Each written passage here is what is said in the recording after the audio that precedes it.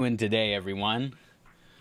Welcome to the first stream in a while. Today we're checking out DaVinci Resolve Studio 21 public beta. That's such a long title. DaVinci Resolve Studio, no, DaVinci Resolve 21 Studio, no, yeah, DaVinci Resolve Studio 21 public beta. Welcome. Today I want to check out everything. I want to look at all the new, well, I want to look at most of the features I think are going to be useful, most of the features I can see myself and you guys practically using in edit page, the Fusion page, the Fairlight page, and wherever else. There's a ton of new notes to go over. We're going to read through some of them together, and then we're also going to check them out. I got a few things on the list that I want to see if we can make some new effects today. Hey, what's good? How we doing today? We got I'm gonna see if I can pronounce your name. Askushub? I don't know. I'm doing my best here. But yeah, how we doing? Welcome to the stream. Always happy to have you guys in here, new viewers and some returning viewers as well. We've got so much new stuff in DaVinci 21. The photo page, we have a brand new page here as well. Like who would have seen that coming, that DaVinci Resolve would straight up add a photo page because so many people were using it for photos. I don't know how many people are going to end up using it. It seems kind of like Lightroom. Like on this side right here, this is where you're going to have all your Lightroom kind of controls. Honestly, I was expecting something more like Photoshop. I have a buddy who, he saw the photo page, he was so pumped, and then he saw it was like Lightroom. He was like, "Oh, it's like a Lightroom update," essentially. But yeah, I'm super excited. I'm super excited to check out some of the new features. So cut and edit page. Apparently you can animate stuff without needing, or you can animate Fusion stuff without being in Fusion. Once you set up your Fusion stuff, you can actually adjust the keyframes and the splines in the edit page. We're going to take a look at some of that. What else do we have? Let me move my OBS over to the other monitor here so I can make sure audio is good for you guys. Let's see. Cut and edit page. Keyframing provides powerful retime controls with a 4-point Bezier. We knew that. It's worth upgrading to 21. You're using. Oh, is it worth? That's what we're gonna find out today. I've just downloaded 21. We're gonna see if it's worth it. By the looks of the new features that are coming out, it seems like it's going to be a huge quality of life improvement, new fun features, new open effects. They acquired Crocodove, which was like a huge community library of tools, and just integrated everything directly into Resolve. Hopefully made it run better and added in new features too. So I'm super pumped to see what they've got. So keyframing with 4-point Bezier, super cool. Keyframe and add curves for multiple selected clips. We're going to check that out. I'm not sure if that means we can look at, or we can adjust the keyframes for multiple clips at a time. That'd be cool in the edit page. New keyframing options, keyframe, fusion effects, generators, and text, along with edit effects. I think what that means is if I go to my effects library, we go to, yeah, we've got new stuff. We've got new stuff in the generators. Let's see, we've got Prism Wave. We've got Neo Future. Oh, this is cool. So this just goes over top of your stuff. So let's grab like a blank background that I can throw everything over. This is so cool. I can see myself using this. Oh, and you've got rotation speed animation. That's so cool, man. Rotation speed. Let's put this up to like 5 and see what happens. Oh, it's just rotating inside of here, but it's not actually... Okay. Interesting, interesting, interesting. Really cool stuff. We can adjust the color of it overall, number of lines. Oh. Line texture. Oh, yeah, that's cool. What's this look like in Fusion? I wonder. Fast noise, displace 3D. Oh, I forgot ribbon was even a tool. Wow. So the fast noise, let's see. So ribbon, fast noise, bender. The bender is how we're ending up twisting everything. Transform 3D. Or is it being presented to us like this? Or is it being presented like head on? Interesting. Then, oh, it's the directional blur. That's so weird. That's so weird. Let's throw this on top of a background and see what this looks like. Let's disconnect that. Throw this on top of a background so we can actually see this. So we're getting just lines here. Oh, okay. Okay. So basically what's happening is this is rotating and we're looking at it from the side. That's so cool.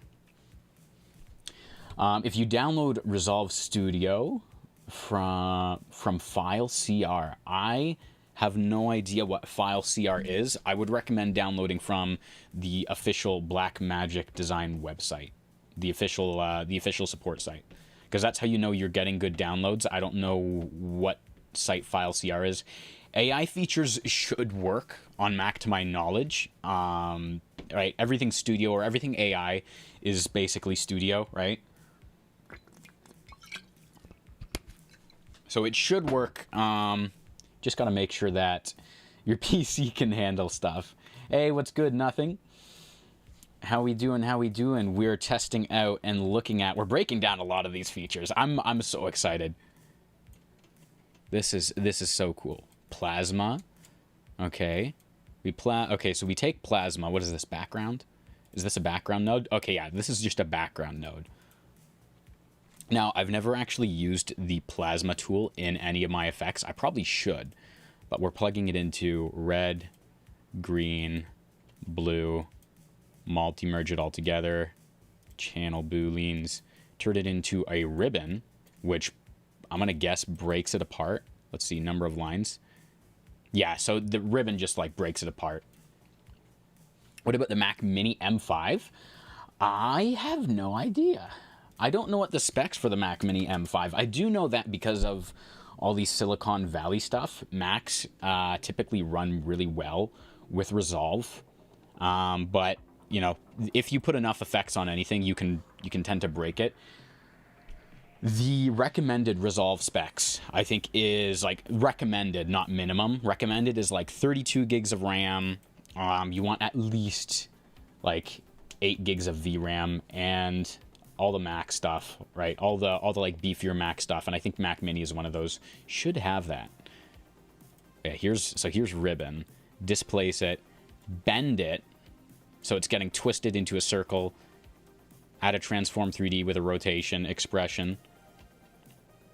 Let's see. Or is it, how is it doing this? Oh, it's just anim curves. That makes sense. And they're just scaling it. They're using duration, so it will just consistently rotate. Camera, so we can see it. Render. Transform to adjust. And then, boom. And then the directional blur is what twists it. That is so cool. If I pull this back in, and I pull the angle back to 0, oh, that is so cool. This is like, these are some of the creative ways of thinking that you just don't think of this in Resolve. Who knew? This is like stained glass window stuff. Hey, Shadow Slayer. I know, it's so cool.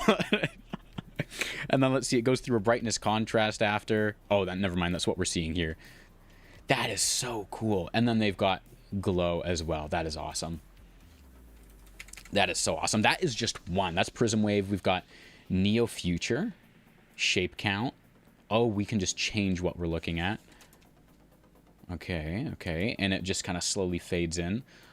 Let's bring our movement up. Oh, that's cool. Light position. So this is like, if you're going to do some kind of explainer video or something and you just want this moving, right? Just saw your text animation tutorial. You're so creative and awesome. Thank you. Thank you. I'm glad you liked it. Definitely let me know what kind of other text effects you guys want to see in the future, because there's so many. Oh, here we go. Wait, animation speed. Let's see.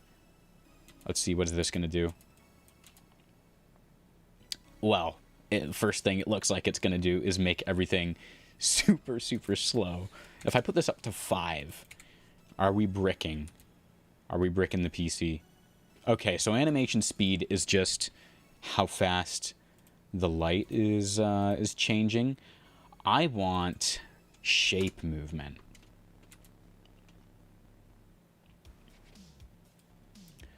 Oh, wait, is this... I think this is duration-wise as well. So if I do shape count and I bring this up... interesting. So we're hexagonal right now. We can bring this down to be like triangles. That's cool. Okay, this is cool. This isn't exactly what I was expecting, but it's really, really cool. Oh man, it's so cool. I am super excited for some of the stuff we're gonna do. I can see, like, especially for text animation, right? Because everyone's using text animation all the time these days. The possibilities of what you'll be able to do using the native Resolve tools is endless. Okay, so we're using a Replicate 3D. Can I shade this? Add in shadows. Yeah, so we're using a Replicate 3D, and then we're just adding a point light, which is somewhere. Oh, it's right there. 2 different point lights, and then merge it all together. Boom. What are my point light colors? Purple, blue. Okay, and they're from different areas. Render. Okay, that's pretty cool. Hey yo, what's going on? What's good? We're looking at all kinds of stuff today. Abstract mesh. Okay. Abstract mesh is one of those effects we've been making in Fusion for like ever, and it's something that is not like difficult to make, but is usually very like heavy on your PC. Yeah, you can look at this. So shape 2D or shape 3D, replicate a whole bunch with a fast noise and displace. Like this is how we're animating this. We're using a displace 3D with a fast noise. So we've got a smoke generator. Displace the hell out of it. Replicate a whole bunch, because otherwise I think, yeah, this just moves. Shape 3D is a circle. Replicate it. Oh, oops. Replicate it a whole bunch so that it's masking the duplicated area. Then just have it infinitely move. Bada bing, bada boom. You've got 2 different spotlights. Render it. Brightness, contrast. Normally, the way we would make something like this would be basically with like an ellipse or something. Like you take a background, you would throw an ellipse onto it, then you'd throw like a transform. You'd go to wrap, bring the size down a whole bunch. You might bring the size of the ellipse down itself, and then you do a displace, which is there, and you do a fast noise. So you would do basically the same thing, but you would do it in 2D instead of doing it in 3D. And the reason I typically would do it in 2D is because 3D is very heavy on your computer. So if I can take my background, we'll make it like blue or something, and then we'll throw this on top of a black background. And then I'm going to turn all of this off. Now you can see we have our own version of this here. And if I pull the contrast up, I can make it like really crazy and wavy and stuff. You can even mess with your displace controls to really push and pull. Oh my gosh. To really push and pull how it moves. Let's bring this down. Yeah, there you go. Just like this. But yeah, so abstract mesh, super cool. Let's delete that. Let's bring this back online. Let's see what else we have. Do more live projects and tutorials. I'm planning on it. I'm super hyped. I'm super hyped for all this stuff. I want to do live troubleshooting of like your guys' projects, some live effects breakdowns, and some other cool stuff planned in store. So I've got a lot of ideas. I need to flesh out some of them to see what's gonna work best, and then also ask you guys for feedback. Let's see. Can you show us how to make effects like Druko from YouTube? I will make a note of that right now because I have no idea who Druko is. So let's see. Druko YT. What kind of content does he make? Because I'm definitely open to that. Let me click away here so I can see your Vornix 14. Yeah, what kind of stuff does he make? Hey, Domino's man, what kind of computer do I have? So I'm running the basic bitch computer, the Windows 11 PC. So I built my own PC with this is cool, with a whole bunch of different parts, put it together in 2022, I think 2022, because I bought my first PC in 2020. It was old, reliable, 32 gigs of RAM, 6 gigs of VRAM, the NVIDIA 2060. Boy, that computer, I definitely worked into the ground. I was trying to render out 3D, like fully like 3D simulated compositions with like animation, lighting, texturing, particles on that computer, and it took like a full week to render out 10 minutes. I would do it again. 100%. Vorny, he makes WIS edits. I'm gonna have to look up what exactly that is, because I currently don't know what this edits is. This is cool. It seems like the Resolve team is making a lot of just like basic stuff. Like here's a random thing, you know. Ooh, that's cool. Here's a random thing. You guys have fun with it. Which, I mean, I can endorse that. There's a lot of cool uses for different stuff in Resolve. Dreamy shapes. I like that. Let's see if we can find some cooler stuff. Oh, that's cool. That's really cool. Let's see if we can play around with this a bit. Is that all it is? It just animates. Okay, just animates in at the beginning. I wonder how they do this, because shape morphing is a thing that's become super popular in Resolve as well. Let's see. So, how are they doing this? S ellipse, duplicate. What? Oh, that's so creative. That is so smart. Okay, so what they're doing here, type his name on YouTube. Okay, we'll check him out. What I'll do, I'll probably check him out after the stream, take a look, and then see what kind of stuff catches my eye. Let me know what's your favorite video that he's done, or is there any videos in particular you want to see? Okay, I'm gonna quickly show you guys exactly what is happening here, because this is so cool. Like that's so creative. what is happening right here? Okay. That's I never thought of that. That is so smart. So this is an S ellipse. Okay, they're using an S ellipse because this, wait a second, no, I can do this. Okay, so how big is the one they did? The one they did is like about yay big. We can do that. 0. Bump the size of this up. There's a slightly larger. Let's pull it down. Yeah, there we go. Okay. So we can do the exact same thing.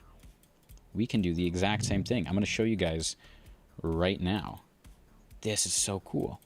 Okay, so I want just this. Take the merge, connect this into the background. Oh, no, wait, I need an S render first. S render. What is rest? We're gonna check that out in a second. S render. So Crocodove, for those of you who don't know, Crocodove was like a community tool area, or like a group of people making really cool community tools. And from what it seems like, DaVinci straight up just acquired them. Like, they're like, oh, you guys make some super cool stuff. What if we buy you and then just integrate everything into Resolve so it works super well? And I'm guessing the team was like, okay, I'm picking up what you're putting down, and then they just did. Okay, so pull the blend down just a little bit. Let me adjust the position or the length, yeah, to like this. That's so cool. Remember, Crocodove plugins wouldn't work for around a year before this. Now we know why. Yeah, now we know why. They've been busy in the background. We've been all in the dark waiting for the surprise. Let's see. Hey, I'm new in this fastic community. In this fantastic community of DaVinci Resolve, and I have a question. Can we make high quality premium motion graphic animations in the Fusion tab? You absolutely can. 100%. Like, there's so much.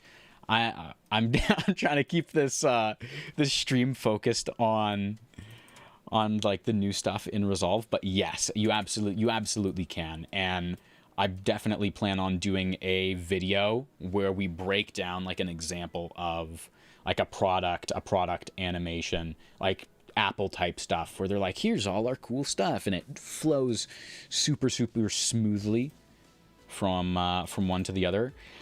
They're always using anim curves. So so for anyone who's like new to animation or doesn't touch the Fusion page at all, hoping to add a larger text field for expressions with more IDE type of interface and node. Yeah, that would be cool. Let's talk about Reaper. That would be super cool. I think you can add like a colon before your expression stuff. And what will happen is, I think it interprets it differently. You can also add on just the expression modifier, and then I think that gives you like a larger box. Like if I do this, we go to border width, and then instead of just hitting expression, if I modify it with expression, then I go to modifiers. Yeah, I can add different expressions and stuff, like fully blah blah blah blah blah blah blah in this box. And I think, can I drag this down? I can't, but you get the point. You get more space. So yeah, really cool stuff. Let me set this back to 0. Yeah, that'd be cool to watch. 100%. I'm super pumped. And there's so much that goes into motion graphics in the background that we don't usually get to see. And it's always the little things that make it feel just right. So 100%, we're gonna be doing some videos on motion graphics. Let me bring my border width back up here. That's new to me. I usually just use Notepad as well. Like I'll put something in there and I'm like, wait, something's not working. So I'll take my expression, I'll copy it, and then I take it, throw it into Notepad, and I'm like, what is going on here? And then from there I figure it out. Okay, let me. I keep getting distracted. Okay, let's take this. So they've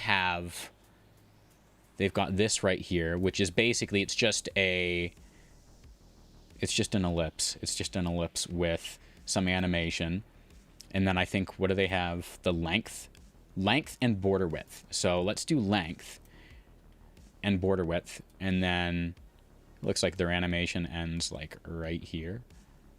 Yeah, we'll go to 65 as well.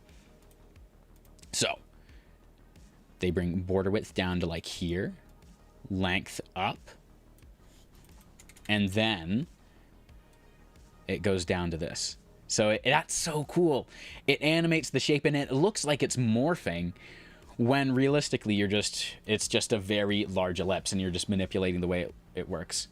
There's a huge shift away from hyper-edited videos, though, so limited effects, etc.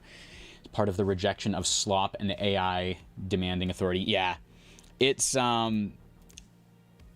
similar to like what we know as like dopamine or retention editing, where the editing or the style of the content is not actually focused on giving value. It's just focused on, look, flashy colors. Oh, the colors, they're going into my brain. The shapes, they're moving so fast. Right? Like, just, more dopamine, like, keep me engaged, but there's no real value.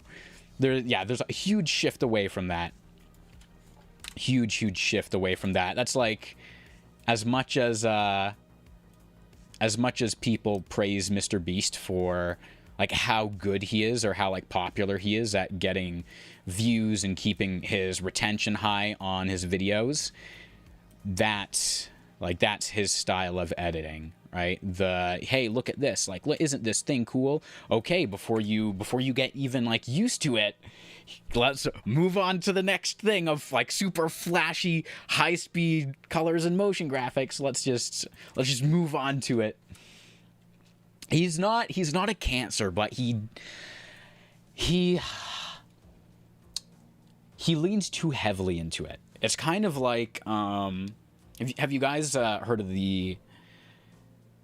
you guys familiar with the phrase like sizzle and steak? Like, it's all sizzle, no steak. So like when you put a steak on your barbecue, and like you put the raw steak on, and it goes tss, and you go, oh, that's a beautiful sound. I don't know if I have any barbecue fans out here. I know it's just getting warm enough to barbecue, so maybe we've forgotten what it's like to barbecue. All fart and no shit. That's another way of putting it. All twitchy, trendy, flashy effects do not make up for poor shot composition and lighting or content with no real substance. Exactly. That's you said it the real way. I'm saying it the fun way. It's all sizzle, no steak. It's all just the sound of the steak hitting the grill, but realistically the meat itself is like super stringy and tough, and it's not tender, and it's like very poorly seasoned. Like that's it right there, where it's all just flashy motion graphics, but the video itself is about like nothing. So like this, here's what they were doing. We just did the same thing with the shape morphing. That's so cool. Let's see, what did they do? They duplicated it. S-duplicate, we're going to duplicate it as well. There's a crocodile duplicate? No way. Wait a second. Oh, that's cool. So Crocodile has their own duplicate, and it seems like it softens out a whole bunch, which I don't. Oh, blur size, which I don't quite understand. Oh, shape morph. They have an actual shape morph tool built right into Resolve now. Look at that. Okay, let's switch to line, polygon. Now, I might be using like an incorrect tool for this, because it seems like we're getting the same reaction no matter what we do. So let's forget the crocodile tools for now. Let's see. Yeah, this is why old music is still relevant and licensed while the #1 song is replaced and forgotten daily. Yep. That's a very That's a very good way of, or like a very good equivalent of today. New music is forgettable. Let's try angle. Here we go. Here we go. I see you, Black Magic Design. I see your content, and I raise you that I can do that too. Here we go. Play it back. Boom, just like that. Wow, the duplicate node is chunky apparently on the PC. But yeah, we can do the same thing. Oh, it looks like there is actually even slower. So let's pull our keyframes out to what are we at? Like 80? I completely forgot. One of the new and improved tools in DaVinci Resolve 21, being able to pop out my keyframe windows, move them around so I get to keep all of my node space. I no longer am going to lose space in my Fusion composition by having where'd it go?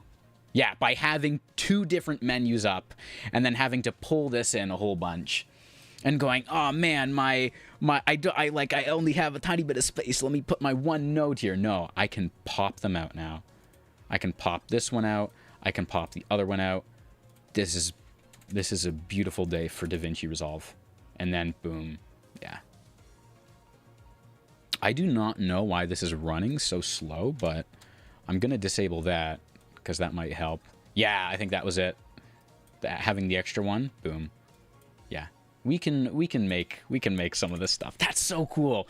Breaking down. This is like a thing I never did. Everyone checked out the Reactor plugin on version 21. Jim, that is Jim Giraffe. You are bringing up something that I think we're definitely going to have a lot of people both happy, or I guess both happy and upset about. I don't know how Reactor is going to run on version 21. Because for a while, Reactor worked on, I think, the free version and the paid version. And then, I think it was 19 or 20, the update made it so that plugins, some kind of plugin, or maybe it was like fuses, maybe only worked on the studio version. You're late to the party. What is in the right side viewer? Are you trying to recreate something? Oh, this is one of the new Resolve effects, the polka dot. So the right viewer is one of the new effects in Resolve 21, and we were just taking a look to see how they were doing that shape morphing, because it goes from a line to a circle. And it's actually super smart. They're just using an ellipse. And then animating the border width and the length, which is so cool. We could do this with rectangles as well. That's really, really cool. I wonder how you would do it with a triangle. I wonder. Well, anyways, we've got to move on. We've got so much stuff to do. Let me reconnect this to the media out. I'll turn all these back on so that we can look at it in the edit page. Prism Wave, Soft Waves, I don't think was in version 20. But it looks super, super cool. I forget. Oh, this is all Sterling Supply Co., your one-stop shop for a lot of DaVinci. Be right back, you dreams. your one-stop shop for a lot of really cool DaVinci stuff. Stage curtains. Starfield. Okay, particles. It would be interesting to see. It'd be cool to see vintage texture. Oh, I like this. Starfield looks like a very basic particle generator. If I'm being honest, like you can see, like down in the bottom. We'll take a look at this. We'll pull this in. Like it's just basic particles. I think they got this one out late. They're like, oh crap, we need to throw out the stars real quick, because like you can actually change. You can change the shape of your particles. You can turn them into like actual star shapes. Use a mask. I'm assuming that was for the polka dot. We can 100% use a mask for all this stuff. Yeah, the Reactor plugin though. I'm really curious. Oh yeah, here we go. We can also just change the style. Oh wait, this might be it. They might have just have a, yeah, okay, never mind. I just didn't check out the plugin enough. Green variants, blue variants. We want yellow. So green and blue variants, and then we'll add a little bit of red in. Let's see, what is this giving us? Not much. Base color, make it like this. Let's see what we can do here. And then it's just so small. I think I have this at, oh yeah, photo album preview resolution. This will be incredible for photo editors. I used to do photography. Quick question, brother, where are you from? I am from the great land of Canada, eh? Sorry, but I should have put that in the stream. I should have put that in the stream right at the beginning, eh? Sorry about that. I'm from the great land of Canada, up north. Okay, the photo, full, half, and quarter. So anyone who doesn't do photography, or anyone who does do photography, knows that when you are working in photo resolution, you're working with like 2,000 by 6,000 photographs. Like it's massive. Picture, what is this? 1920 by 1080. Or I would do 3,000. No, I'd do 4,000 by 6,000. That's what I'd do. And then I'd downscale it by half to 2,000 by 3,000, which is like more resolution than you're going to need usually. But when you're working with photography, you want as much raw data as possible. So basically, I think take like 6 of these. Like take 6 of this. This is a 1920 by 1080 canvas. Take like 6 of these, and that's how big the photo is. Love from India. Hey, how we doing? Canada Stan, home of Indian Tim Hortons and buckwheats. I'm Canadian. I don't even know what buckwheats are. Maybe I'm not Canadian enough there. Oh, there's our yellow star. Hell yeah. Hell yeah. Okay. So they did save. The stars have been saved a little bit. I want to add in, wow. Star field. Let's move this. Custom tool. What do they have the custom tool set up for? Oh, speed. Okay. I want to add a glow. Maybe we'll do a soft glow. I want to add a soft glow, which I think soft glow, funnily enough, is only available in the studio version. Yeah, like this is so much better. Look at this. You don't want your stars, oops. You don't want your stars to not be glowing. Like, come on. Come on. And then, okay, we've got P turbulence. Let's add a little bit of rotation. A little bit of, I think we can, or maybe spin. Is spin the one we want? Let's put this up a little bit. Put all these up a little bit. Yeah, we want, yeah, there we go. Set these back to normal. And we can add a little bit of spin on our particles so that they're rotating. And I'm just looking at this one here. There we go. Yeah, we've got some rotating. It would be cool if we could do some kind of like blinking stars as well. Can it make a Patrick star? It 100% can. Let me go into style, region, user. Here we go, style. We can add 5 to it. And now it's a Patrick star. It's the stars we drew as kids. No, this is Patrick.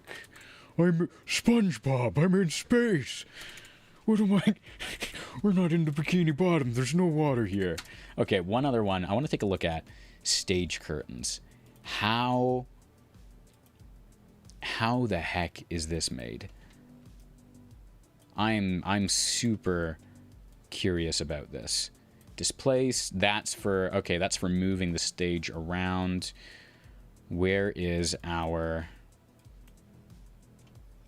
actual like curtain area?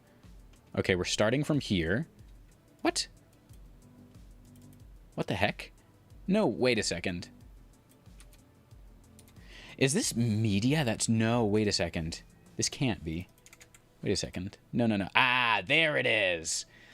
Okay. I knew it. NASA will be stealing this idea for their next fake moon landing. Soft glow on the stars, lads. If you don't have soft glow, can you even call your fusion comp high quality? If there's no glow, come on. Okay, so basically what they have here, gradient type, linear. Let's see if we can remake this. I'm kind of curious. So what are they doing? They're doing gradient. So they're doing gradient style. We'll put ours here. We'll put theirs here. And then it's linear. But it's not. Okay, 492 to point. Okay, okay. So basically it's coming in. Oops. What did I just do? It's coming into here and coming into here. Yeah, it's coming in like that. And then ping pong to set it up. Pull this out a bit. I think I'm going to want my contrast or something down. Yeah, details down all the way, so I'm not going to end up with wibbly wobbly wibbly wobbly. So like that.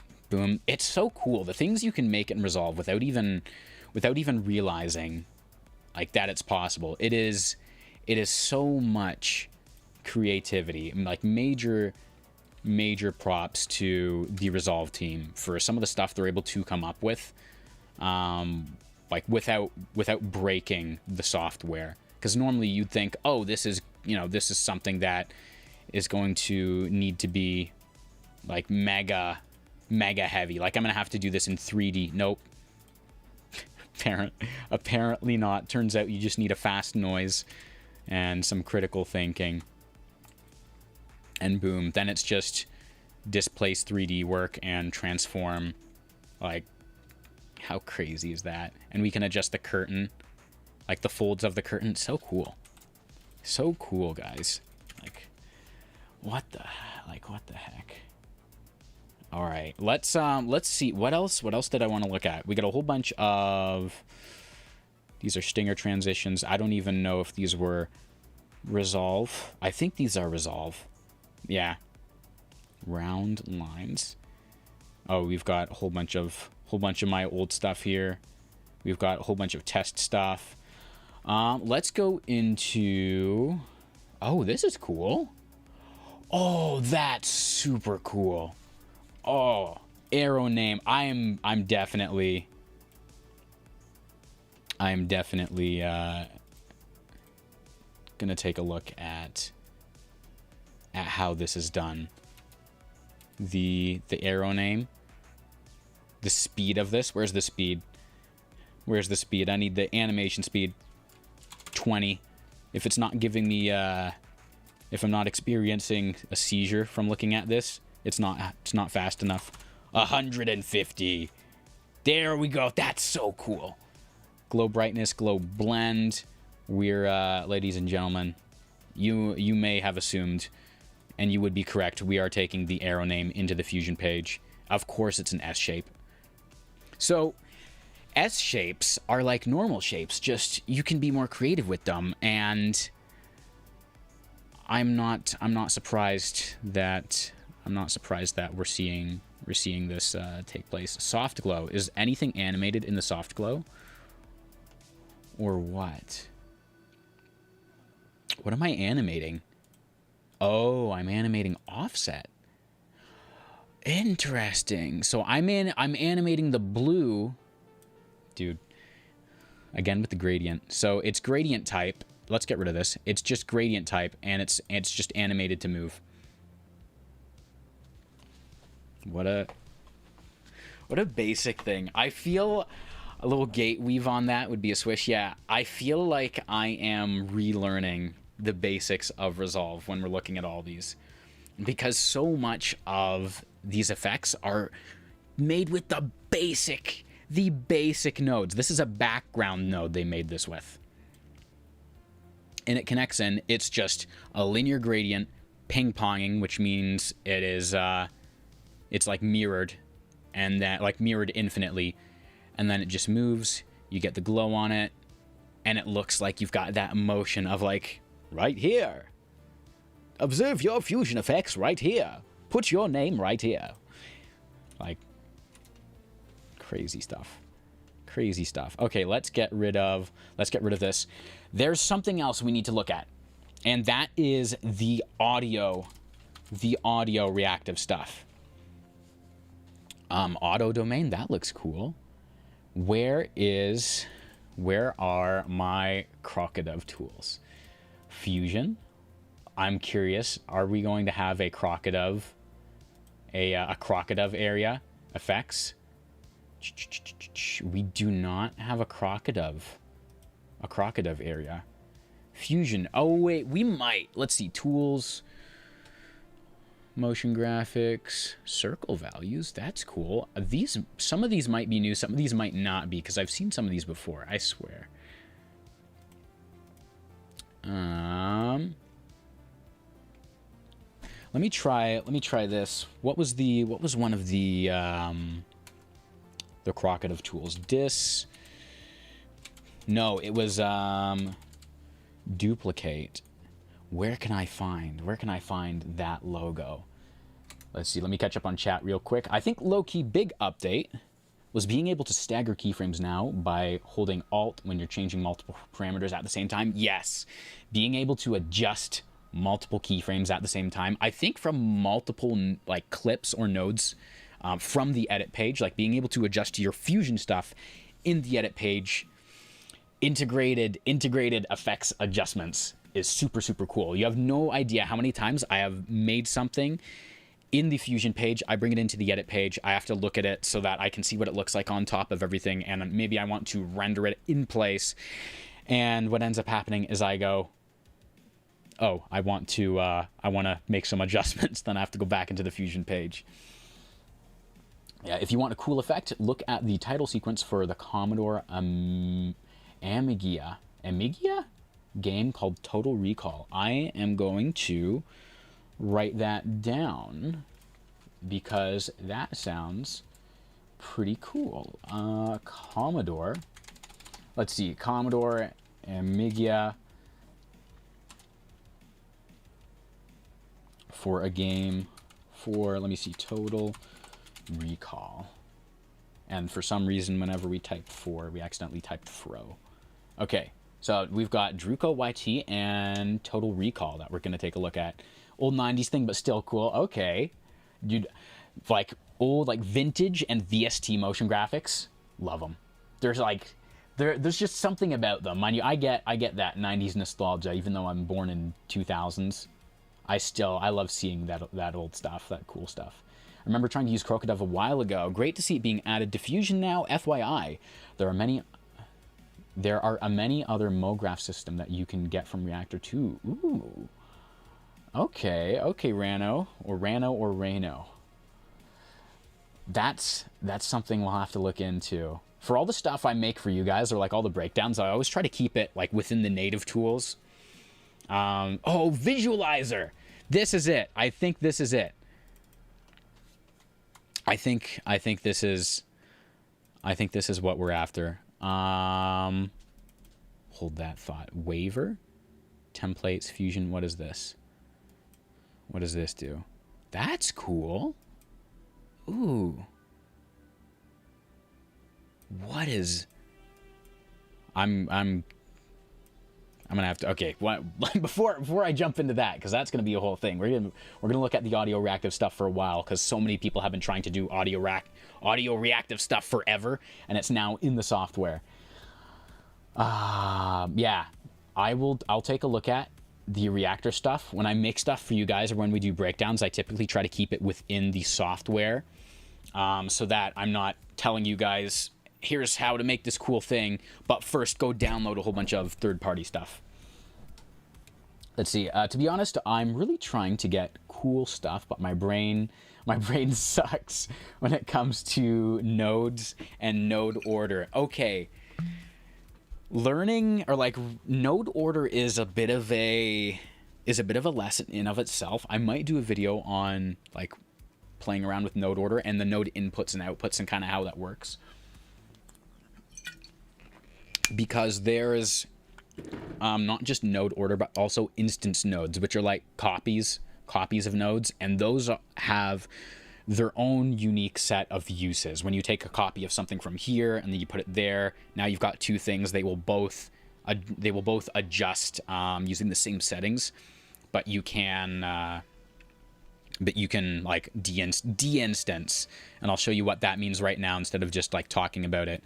You can de-instance one or another version of it and get some really cool results. So if I do this and I take my transform, we hit Control-Shift-V to add an instance, right? Here's an example of like weird node order. We're merging the same thing technically into both the background and the foreground, but we have one of them is an instance. How is this going to change things? Well, if I go to my instance transform and I right click on size and I hit de-instance, now I can adjust this one.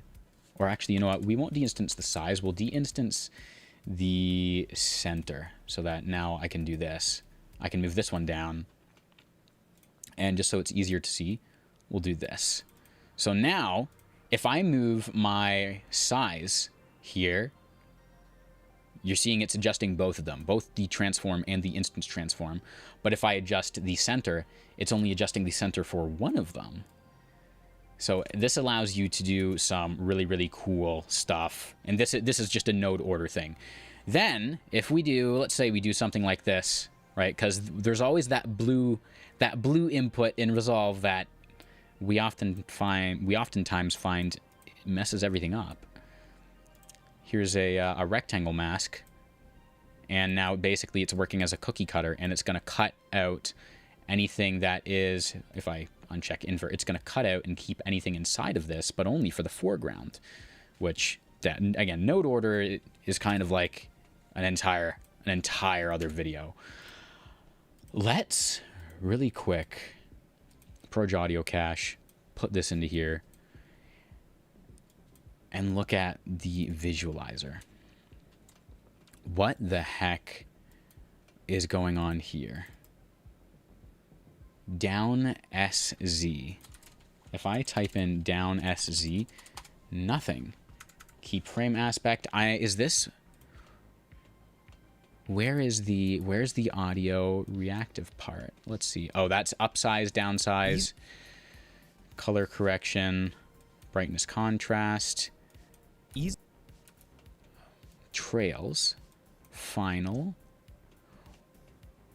Okay. I'm really confused right now by the visual stuff. Let's see. I have to remember to keep catching up with the chat. Reactor is now available in standalone version 2. Interesting, for those who don't have the studio. Okay, so they made it work for free. It'd be funny if you could roto out someone's eyes and displace it based on how they're talking. So you could make like the eyes go like big or small. That'd be funny. If you haven't yet, give wireless node a try. Yep. I've played around with the wireless node before. I like it, but because I don't color code my nodes enough, if I use the wireless node, I'm going to end up, and I don't label my stuff enough. I just keep everything like connected, and I don't use, yeah, here we go. I keep stuff linked like this, or like I have everything adjusted to the graph. But yeah, I use wireless very sparingly because I find it easier for me to keep track of everything when it's all connected via like a line like this, and then I can just like alt click. If I really need something that's like downstream, I can just alt click and then add an extra lane to it. Love using it, but you never bookmark it. Yeah, I have like nothing bookmarked. I just have this toolbar here, and then we're shift space barring everything else. Like, I think you can right click, or there's a way you can favorite stuff. I don't remember how. Do you know about Zane Hoyer? I've seen Zane Hoyer's stuff. He's got a lot of videos on a lot of different things. I tend to do more concepts and principles for like how to master this, how to do that, or we'll do a stream on it. And then if I'm going to do like, I think he has one for like Netflix or one for like some 3D motion graphic. Instead, I'll show you like one specific thing. So I either do a much more general thing, or I'll do a very specific thing. Yes, I use the paid version. Have I tried the mid-flow layout? This default one is great, but working top-down is goated, makes it easier to follow nuke tutorials. I have not. I've the top-down one, I think I tried it like years ago. And it's not bad. I like having my two viewers here, and I think the Fusion layout. Do I have Fusion settings? There's a way to change my layout somewhere. I think with the top down, you can correct me on this. Are your viewers still side by side, or are they up and down? Because if they are up and down, I'll definitely give it a try. But personally, I've been using this layout for like ever, and I've been enjoying it. I've been enjoying it profusely. So this is Visualizer. I'm very curious if this is our audio visualizer, or if this is something else altogether. I am going to turn off trails because I don't know. Master subtitle animation. Oh, that's easy. Crazy. That's moving so fast. What if we do this? If you want to master. Okay. Okay, do we have a rotation? Oh, we have a perturb on it. Let's get rid of the perturb. If you want to master subtitle animation. Okay, so this isn't the audio. This is not the audio visualizer, to my knowledge. After Effects or DaVinci Resolve Fusion, which one is the real GOAT? Depends what you want to do, to be completely honest. Absolutely depends what you want to do. Fusion is very, very good with 3D stuff. It's the 3D compositing king. Apparently, After Effects only has like 2.5D. Ooh, what is this? Energy mask. Oh, that's cool. For all your anime needs, we have the energy mask hologram glitch. Oh, that's cool. This is definitely new. Pen stroke arrow. Yeah, nice. Pen stroke circle. We definitely needed these for all of the tutorial content. Pen stroke arrow, pen stroke circle, pen stroke repeat. I will be probably using these or making some custom version of them for future videos. We've got repeat, that's cool. Shape circle, probably just basic shape. This slow test was okay. You guys are gonna love this, and also be maybe a little bit confused by what I'm talking about here. So slow test was a fusion effect I wanted to release for you guys that would automatically put something into slow-mo and then speed it back up as it made the end of the clip. The problem I had with it was if I slow something down, if I make something slow motion, I do not have a way to increase the size of the clip. So basically, I'm going to be cutting off a part of the clip, which is not the end of the world. It was just janky enough where I didn't feel comfortable releasing it, but I figured out a way to like automatically put something into slow motion and then speed it back up as it reached the end of the clip. And let me actually see if I turn this into a compound clip, or is this full length? Okay, this is full length. Here we go. Slow test. I think this works. Let me see. Do I have any controls, or nah? Maybe this was a very basic one. Yeah, okay, so this was like a very basic version of this that I didn't add any controls with. Once you go nodes, there's no coming back. Also, Fusion has modifiers. AE still requires the use of expressions for basic things. Free version is enough for most people. The free version, okay, so the free version is very, very good. I have a list of studio-only nodes and free nodes. You can do most of the stuff that you want to do in the free version of Resolve. It is just like certain advanced features and basically everything that is AI, like the AI noise reduction or noise reduction in general, which is a color page thing, that is going to be in the paid version. But yeah, nodes, I love the node structure. I think node structure is better than layers for After Effects. After Effects, due to being around longer, still can beat Resolve in certain things, but again, it kind of ends up being one of those things where it's not necessarily the tool, it's how you use it, right? If you're a master at motion graphics, you'll find something's better in After Effects, and then as soon as you dip your toes into 3D compositing, you're going to want to come over to Fusion. If you're using nodes, or excuse me, not if you're using nodes, or if you like nodes better, yeah, then Fusion is your thing. I want to find the audio reactive. I want to find the audio reactive thing. Let's see if we can find the Fusion page thing. Okay, over 100 new motion graphics effects and tools support for Crocodile motion graphic effects. Oh, the new macro editor. Oh boy, the new macro editor. Let me show you something. Fire Marshal Bill, look it up. Let me show you something. Okay, if I have a circle, right? Beautiful, basic ellipse.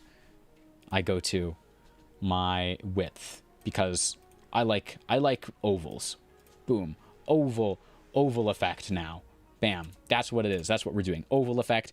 I want to turn this into a macro. Create macro. Here, ladies and gentlemen, I present to you the brand new macro editor for DaVinci Resolve, and it is beautiful. I only played around with it a little bit, and I absolutely loved it. In theory, I loved it.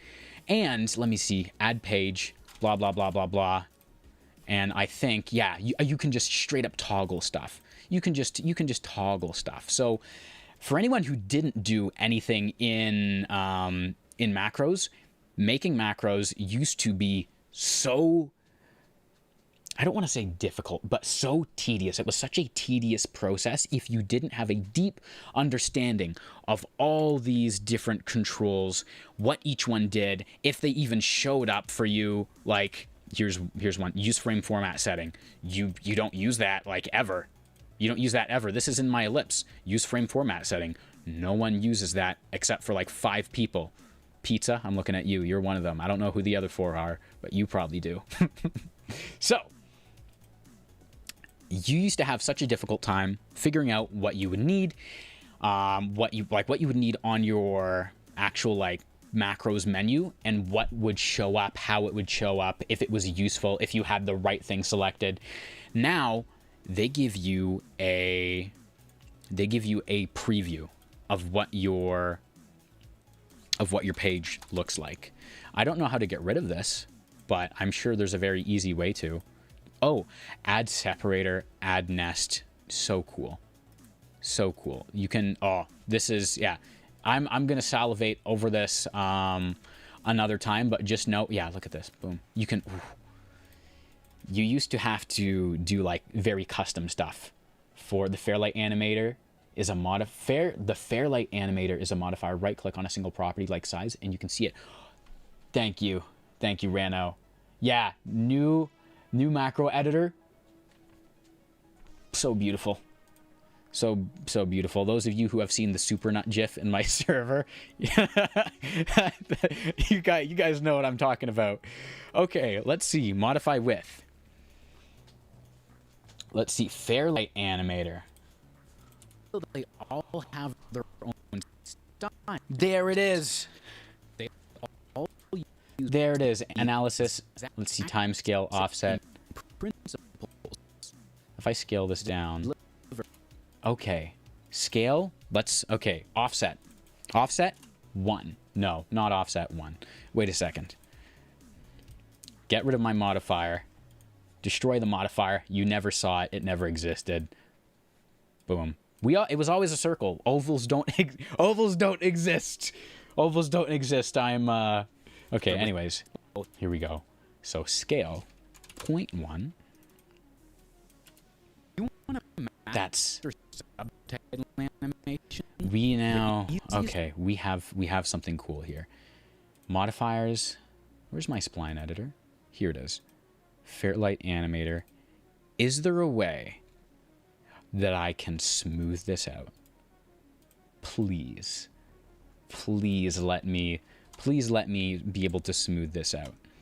Because this right here, although it is cool,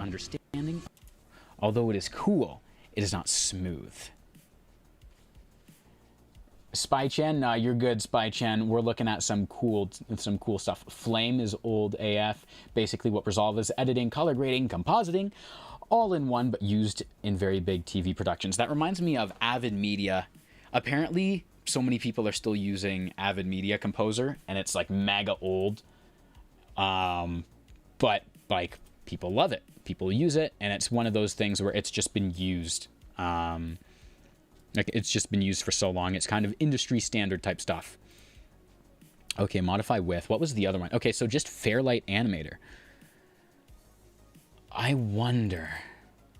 I'm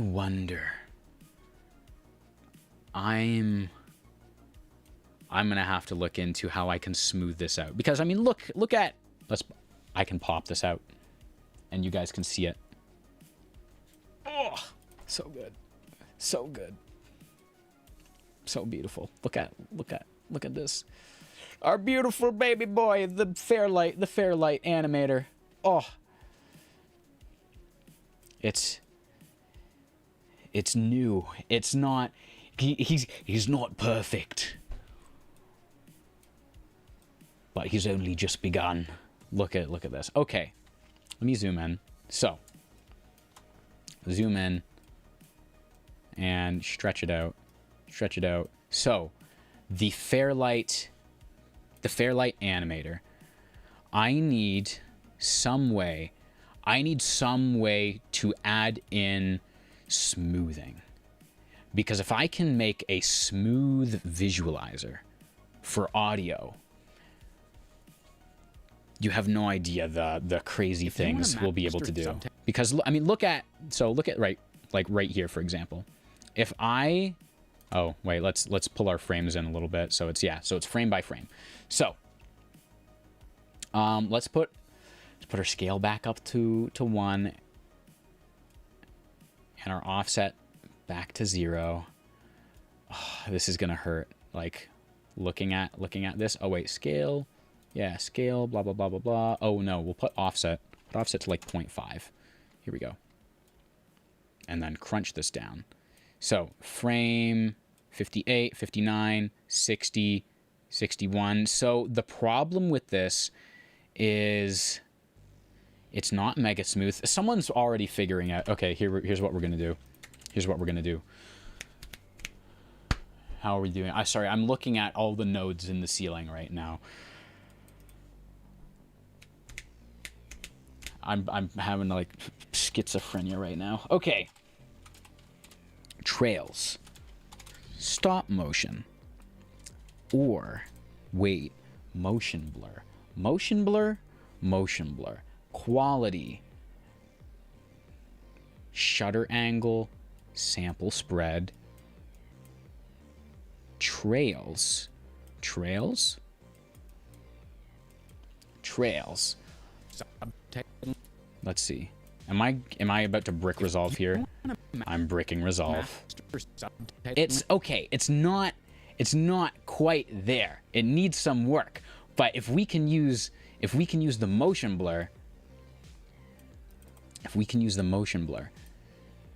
oh, we can make this so good. Blur? Let's blur it after the motion blur. Or what do my trails do? I barely use the trail. I barely use the trails node. Okay, yeah, don't do the size or whatever for the trails. Motion trails. That's what we want. Not normal trails. Motion. Smooth motion trails? What did I just see? Smooth motion. They made a node for it. Never mind. I could be completely wrong. Ah, it doesn't work. Channels color. Channels background color. Let me see. Do I need to plug this into something? No, it just breaks everything. Okay, let's catch up on chat real quick. Okay, the flame editing. I don't know about the flame. Haven't updated yet. Yeah, okay, so be careful with updating. Remember to back up your stuff, or if you're certain that everything is going to work already, then you can update. But just know, DaVinci Resolve Studio 21 is still public beta. So two big things. One, it's a big update. And two, it is public beta, which means it's not going to be perfect. There are going to be some bugs. I've only had it crash, I think, maybe once, and that's because I was just setting it up. I did have a buddy who lost. I do have a buddy who his project got corrupted. Like he's having. Let's just check all these off. Let's see. Texture, weird. I'm guessing I need to do something with my smooth motion. We'll play with this. I do have a buddy whose project, he's having issues opening the project. He might have to send it off to the support team at Blackmagic Design. Motion trails, and motion blur. Let's see what the motion blur node does. Yeah, so just be careful when you're playing with the new version, the update, because it's not perfect, right? It's still getting better, you know. So we have no motion blur so far. Let's see, not granularity, previous frame, nothing. It's weird. Is that because I need the motion blur checked off? No, it's not. So motion blur does not seem to work with this one. I could be using it wrong. However, this is a day of experimentation. We're looking at Resolve 21 live so that you can see exactly what it all looks like. Motion trails. Let's see. Use key mask input. Timing. Your vision. Trail length. Interesting. So, here we go. So, the drop off, if we bring the drop off all the way, let's see. So we want, I think, something like this. We don't want the pan. We don't want a ton of zoom. Oh, reuse current frame. Nope. Advanced options. Soften? Let's see. Okay, so it's not perfect. Wraparound? What is this gonna do? Your timing. Your Okay, so what I'm after is, I should explain to you guys so you're not just watching a crazy guy go, the nodes, we need. Okay, I'm trying to get some smooth motion.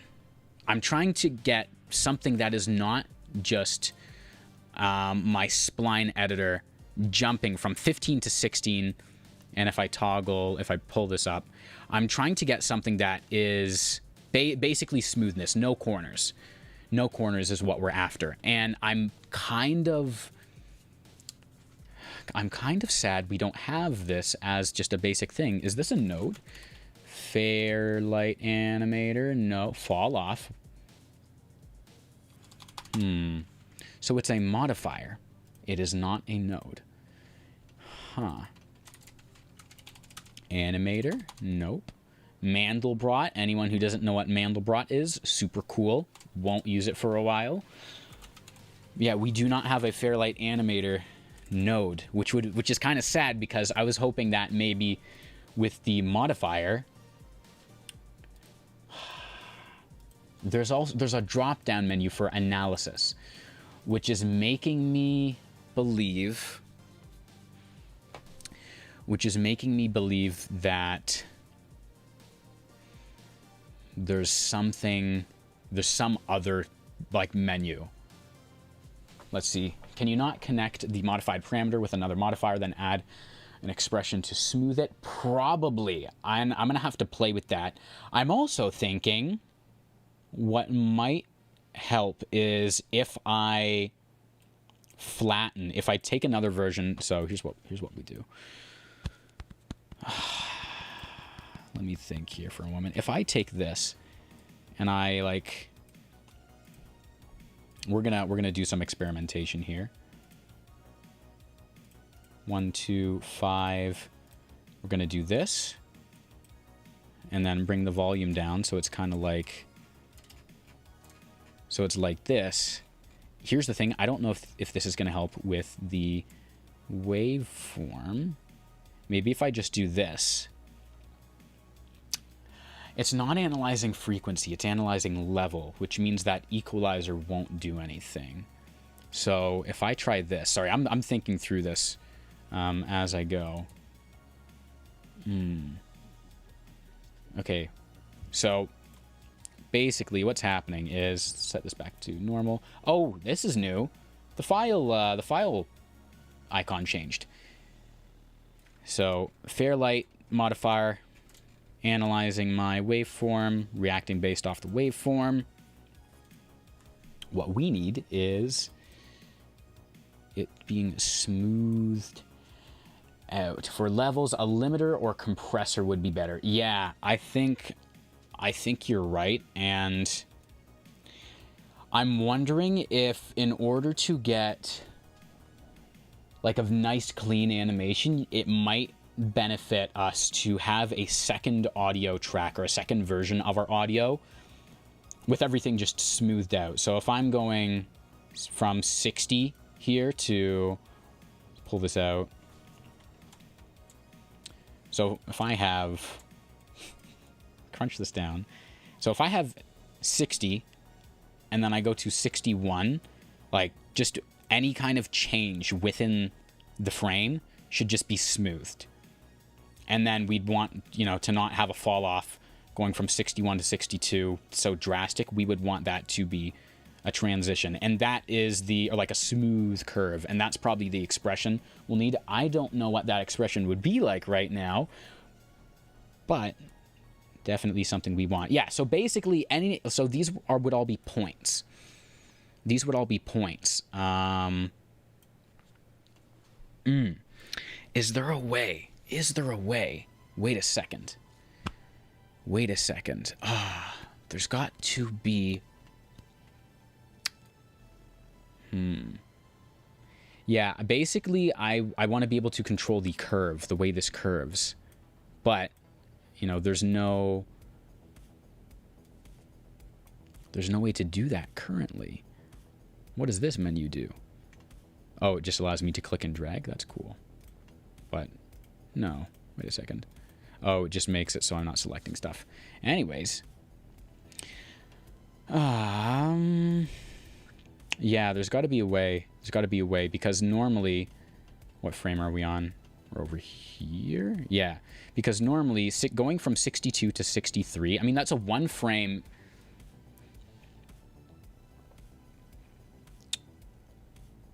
I wonder, is there a way I can clamp the changes? Maybe it's a scale. Scale thing. I think it's just a scale thing. 0.1.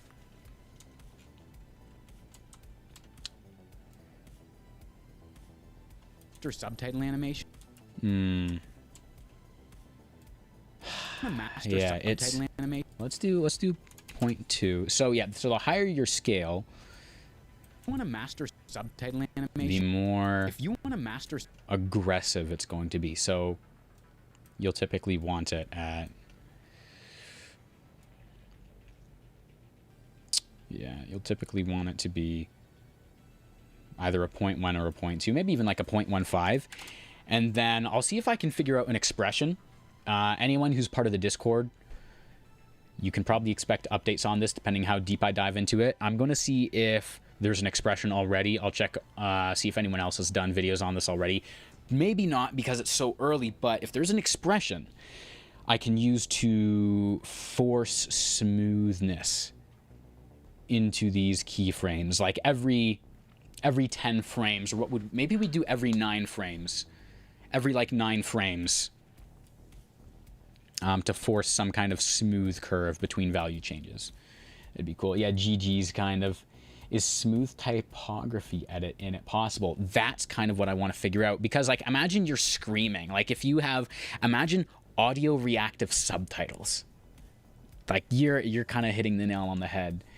Anandi Twari. I might be pronouncing your name wrong. I apologize. That's the Canadian in me. So, audio reactive subtitles. Like imagine a shake subtitle, like in, where is it? Go to my favorites. Oh yeah, this. I forgot completely. There's gonna be new Fusion titles.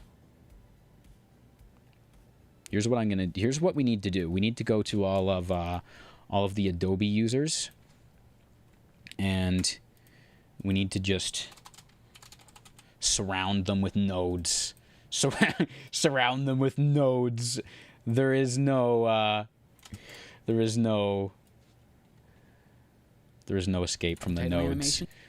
The nodes are here forever. Anyways, where was I? Yeah, so there's gonna be, the blueprints one, super cool. Candy might be new, Chalk might be new, comic title I don't think was new. That one might even be a Patrick Sterling one. Anyways, lift. Oh, that's basic. A lot of these are really basic. Long shadow, is that pizzas? Pizza, wait a second. Metallic steel. Anyway, I'm getting distracted. Where is it? Here we go. The all-in-one animated text preset, your one-stop shop for text animation. So, well, at least as far as this goes. So let me go over to here. Here's some like gaming footage. Blah, blah, blah, blah, blah. We don't need the audio right now. All in one. What is this? Oh, I can pop it out. This is cool. I really like this. You can see previews of all your text. You can search up different fonts. You have light version in case you like, if you don't love yourself, they built in light version, like freedom of choice right here. They built a light version in. God, I can see like maybe why you would do that, for like if you need to see what the style looks like. That's funny. $20 smelted demo. But God, otherwise, why would you use display user custom text? That's cool. So I could do this. Yes, that is so cool. Reset. Oh, beauty. And you can favorite. Having a favorites bar for text is an incredible quality of life thing. Anyways, so we have, let's go to like Fredoka, which I would set as a favorite. If I right click, can I favorite it?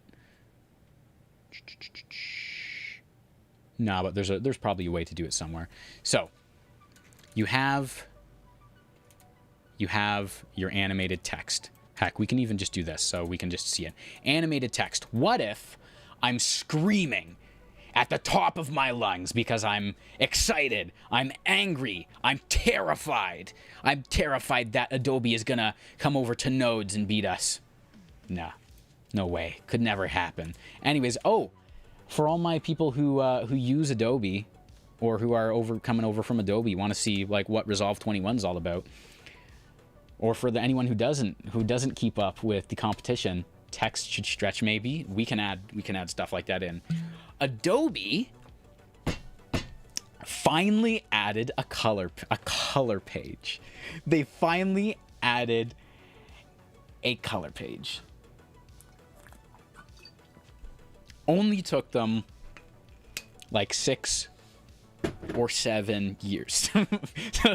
So someone's cringing super hard at that right now. Only took them like 6-7 years to finally add in color controls to Premiere Pro. But yeah, so imagine I'm screaming blah blah blah blah blah blah blah, but instead the constant shake effect is just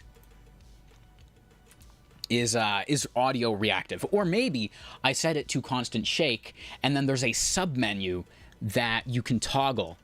So you can choose to just have basic shake. Maybe I add in some custom controls, blah, blah, blah, blah, blah. Genuinely looks like a toy, small UI, not expandable. Scopes are hidden and limited. It's like how Resolve was in the 70s. Oh. Resolve, because they're the industry standard for color, it's understandable that they're leading. I find it not hard to believe, but not disappointing, but like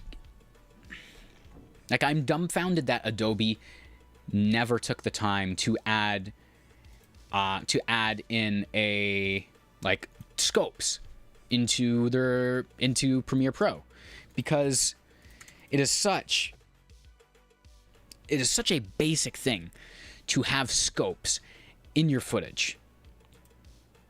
It is such a basic thing to just have scopes in your, like, just to be able to tell what your color data is doing, what's too low, what's too high, and then to be able to pop it out, because who wants to open up a completely different software and then re-import all of your media to be able to see something like your skin tones. If you're like, oh man, the lighting here was really kind of, shitty. Maybe it was too warm, too cool.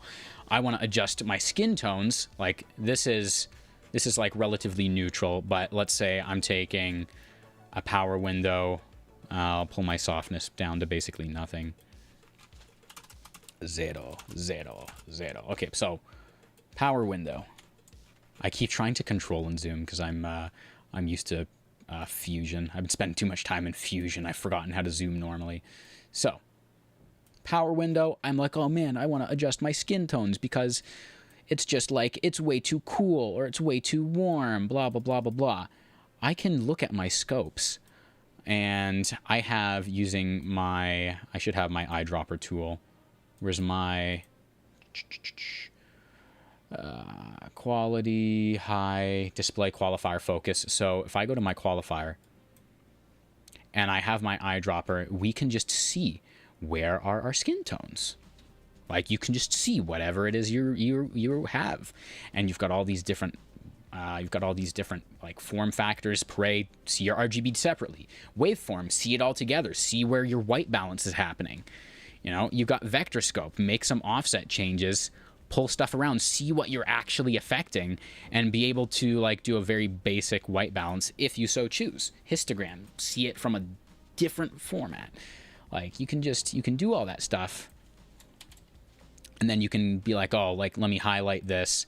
And now I can see my skin tones are doing pretty good. A little bit warm, but the lighting is warm, so still looks natural. W lighting, haha. Adobe was like, we don't need any of that. Why would you need to see why would you need color data? Pfft. We edit videos here. Any other part of the post-processing workflow, you're out of luck, bucko. Like, crazy. I pronounced your name right at the beginning and then messed it up. No. Yeah, the Google Fonts for text. So cool. It is like Google Fonts, which they're adding in just a lot of like... They're adding in different tools that you would usually need other stuff for. People, like so many AI faceless channels, AI voiceovers, because, we're poor, we can't afford a narrator. So we're using AI, we're doing 11 Labs, whatever.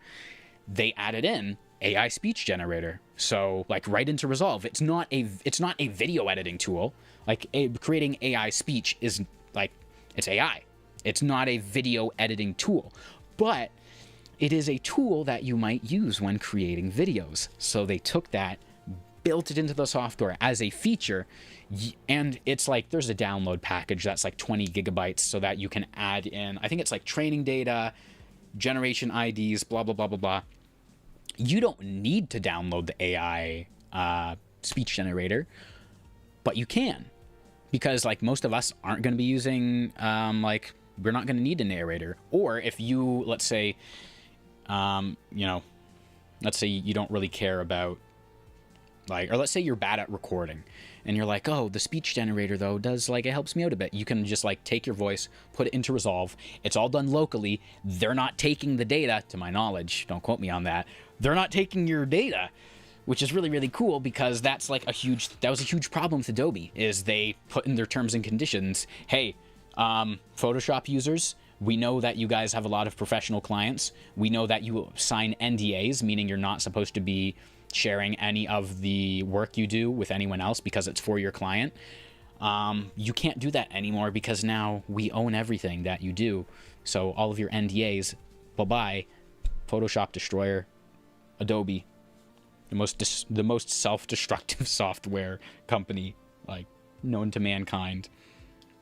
Anyways, so they took AI speech generation, built it into Resolve. Not a video editing tool, a tool you might use when creating videos. Really nice to have. The Google Fonts thing. So nice to have. It's not a video editing tool. It is a nice tool to have when you are video editing, right? Your text will look great in this font. That's funny. Oh. So this is what the demo is. It's not actually... Oh, never mind, it was. Display user custom text. Wait a second. Your text will look great in this font, and then display default text. So all of the, for anyone who's like not familiar, you don't download tons of fonts because you don't use fonts. Whenever you're downloading fonts from Google, the font wherever, it will usually show this sentence because it has every letter in the alphabet, right? The quick brown fox jumps over the lazy dog. So this is what is in default, in all the fonts by default. So anyways, imagine I'm screaming at the top of my lungs because this is super spooky, Lethal Company horror game. That's my buddy, Cameron. He does gaming stuff too. Go check him out. He just died. He picked up a trophy and then instantly fell into that hole. Imagine I have like an audio reactive text because he screamed. He was like, oh, when he fell into the hole. Imagine I have audio reactive text for him screaming. So it goes, what? And then, disappears or whatever. Now, I do think for the audio reactive stuff, it will be better to have for something consistent, like a long-winded yell or long-winded scream, because then the actual shake will react. But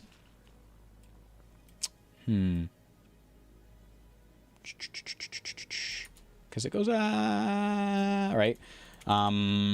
Yeah, but for just like one-offs, it might not work as well. But it would be really cool to have because it would fit the energy of the video, literally, because it's literally following the audio waveform a lot better. But yeah, all-in-one text preset you're looking at right here.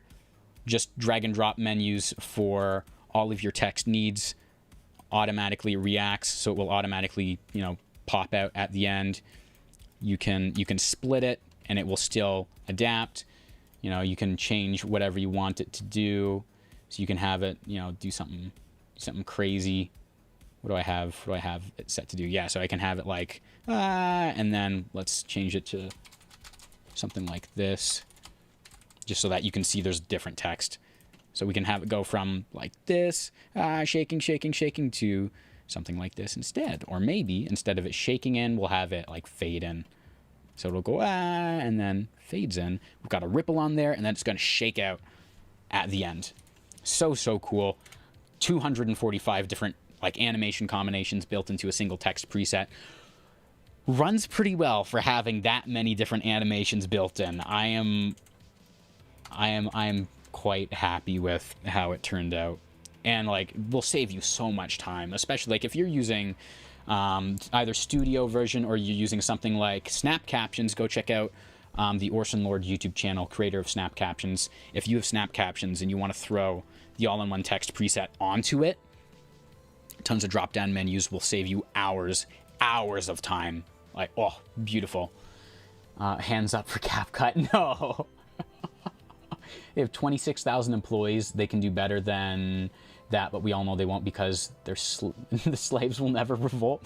No, so the problem with Adobe, or like I shouldn't say the problem because it's just a way of operating. So Adobe, I believe, is publicly owned and traded. So they have shareholders. When you have shareholders, right, they're the people who are putting money into developing the software. They want to get as much money out of it, so they drive a lot of the decisions. And they decide, we don't need these extra features, or we don't need these stuff that would be useful, because it's not about the creators. It's not about the people using the software. It's about the people making money from people buying the software. That's the kind of business model they seem to take. Blackmagic Design is a corporation, but is, I believe, privately owned. So they can do whatever they want. They're not at the mercy of the shareholders, which is really, really cool. So what allows them to, make whatever they want and be like, we're going to think about you guys because you guys are funding us, right? Our actual user base is who we care about, not the shareholders, not the people who are like funding it. Which, I mean, if you got a successful business, it's going to make money. At that point, it's the corporate greed kind of trope, I guess. I don't really have much to say on it aside from like if you're Adobe, like picture me, I'm Adobe. Up until like 2018, 2019, I had no competition.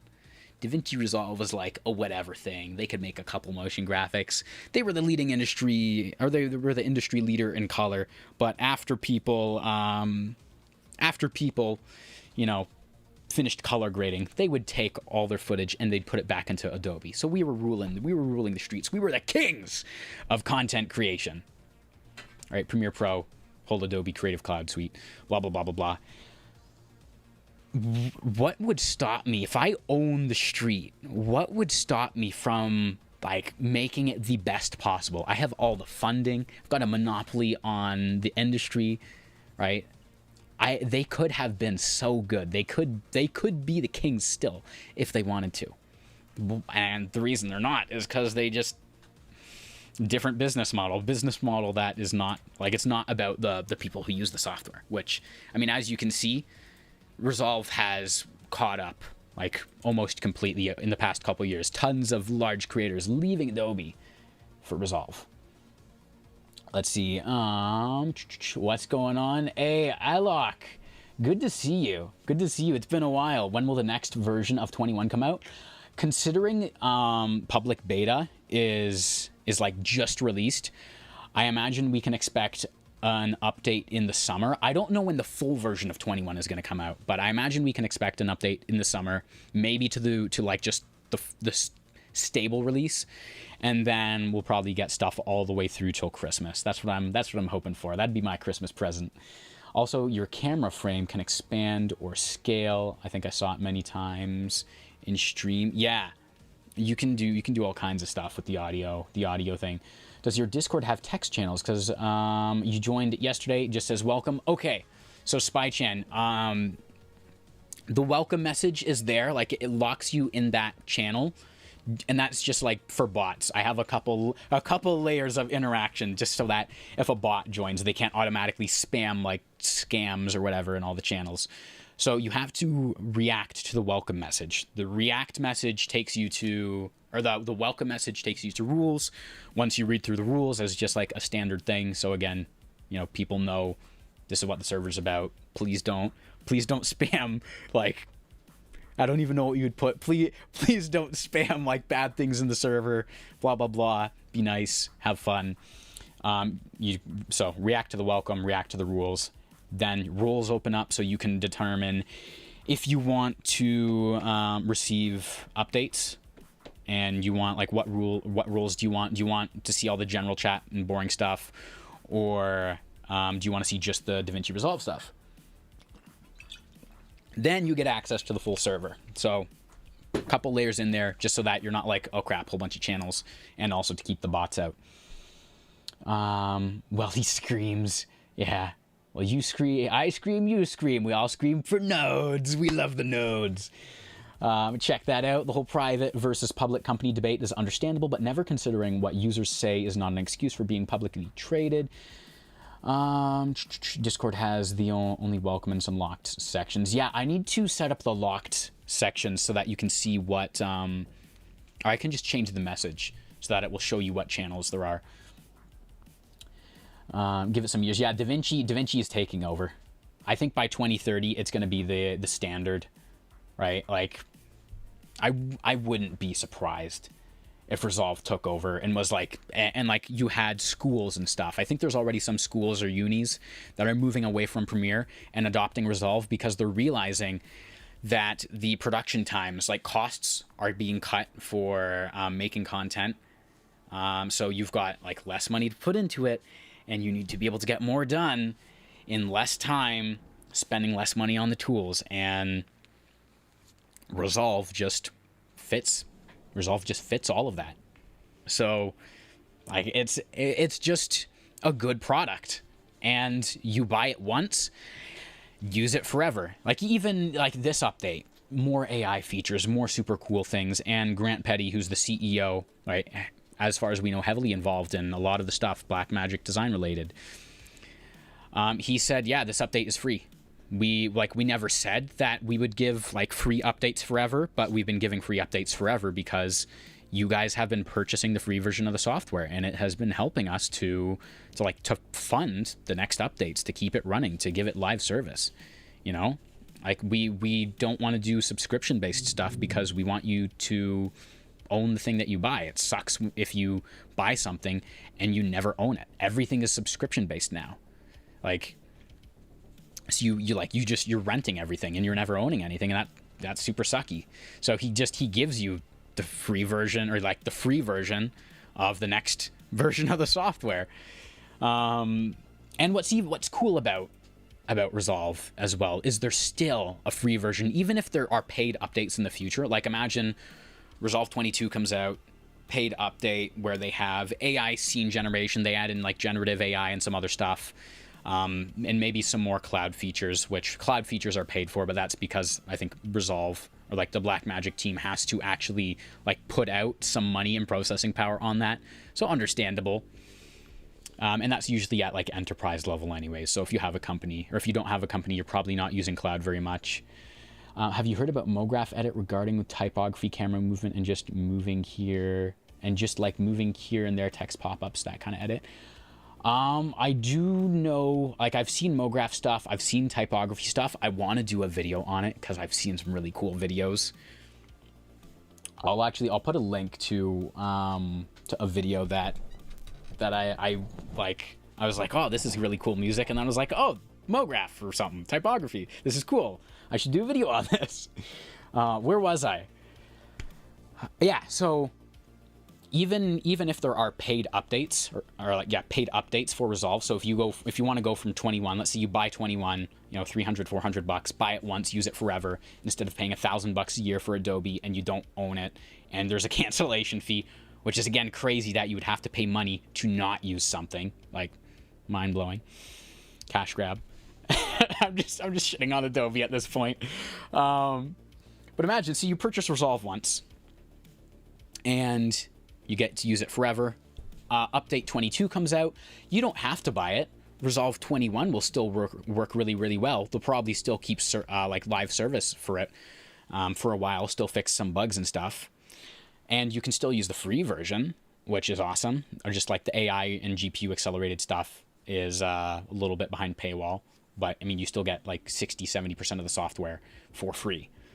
But then, an update comes out, depending on how much support it's been receiving, you get, it's like a $100 upgrade cost, which again is still better than Adobe. You purchase the software once for $300-$400, depending on your country's currency, and then once a year you pay $100, just to keep the software going. That's like if you were to put it into the subscription model, if it was to end up with constant or like paid updates in the future, and maybe not all updates will be paid, that'd be kind of cool. It would be like an $8 subscription, and if you stop paying the subscription, you still own the software. Like, which is still so cool. Yeah, I actually want you to post the typography stuff and the MoGraph stuff. There's so many things I want to do. I saw a CapCut. Who posted the CapCut message? Who posted a hands up for and Andy Tuari. I probably butchered it again. Hands up for CapCut, dude. Okay, CapCut's useful if you edit on a phone. If you're using a computer, download the free version of Resolve. Right? Stop limiting yourself. If you have a computer, download the free version of Resolve. If you have phone, I wish you the best with CapCut. That's just like in the text video. If you have Linux, I wish you all the best. Linux, how many Linux users do we have in the chat? I've been thinking of bumping up to Linux for a while, just because I've been having so many Windows 11 problems. I was having an error with one of my projects, and I was like, is it a Windows thing? Do I need to upgrade to 11? Upgraded to 11? Oh, I have Nightlight programmed into my computer, so when it's evening, everything gets warmer. Screen gets warmer. Nightlight straight up doesn't work with Windows 11. Like, it just doesn't work. I have it turned on, just doesn't work. I have it scheduled, just doesn't work. Anyways, let's look at some more. Of the effects here. Also, where are my... Okay, Resolve effects. We've got Burn Away, which was in there before. Where are my... Oh, Cinematic Haze. That's been in there for a while. Where are my Crocodove effects? That's what I want to see. I want to see where all of the Crocodove effects are, because that would be super cool. Blur, defocus. I'm wondering if it's going to be in Tool. Can I? Crocodove. Here we go. They knew. As soon as I'm typing it, or as soon as I type in crow, instantly. Here we go. Average, bevel, channel shifter, blobs, generate. Yeah, they knew. They knew. Okay, you don't have a PC or laptop? If you're stuck to phone, CapCut is the way to go. You could use Windows Movie Maker. I don't know if I would recommend it. Microwaves. Okay, let's plug this into here. Plug this into here. Let's get rid of... Wow. We just destroyed. We just destroyed everything. Let's bring the brightness down. So this is like only edges. Let's see. Oh, it's like light rays. That's cool. And I can change the length. So it's like a light rays tool. And change the center. Okay, that's cool. And it seems like it does like react. Let's see, round. Exponent. Oh, that's cool. It does react differently than some of the other light rays stuff. I've done some experimenting with light rays. The native light rays effect in DaVinci was not always the most useful. So like in the Soma video, we had to create our own light rays using a fast noise and a dent, which actually ended up working pretty well. Okay, let's keep going. Also, we're going to go to the cookie cabinet, grab a cookie. For anyone who's curious, what's in that cabinet where is it? Over here. Right there, cookie cabinet. Whole bunch of cookies. I'm starving. I did not eat breakfast today. Let's see. You have Linux. You mostly use Windows. I feel you.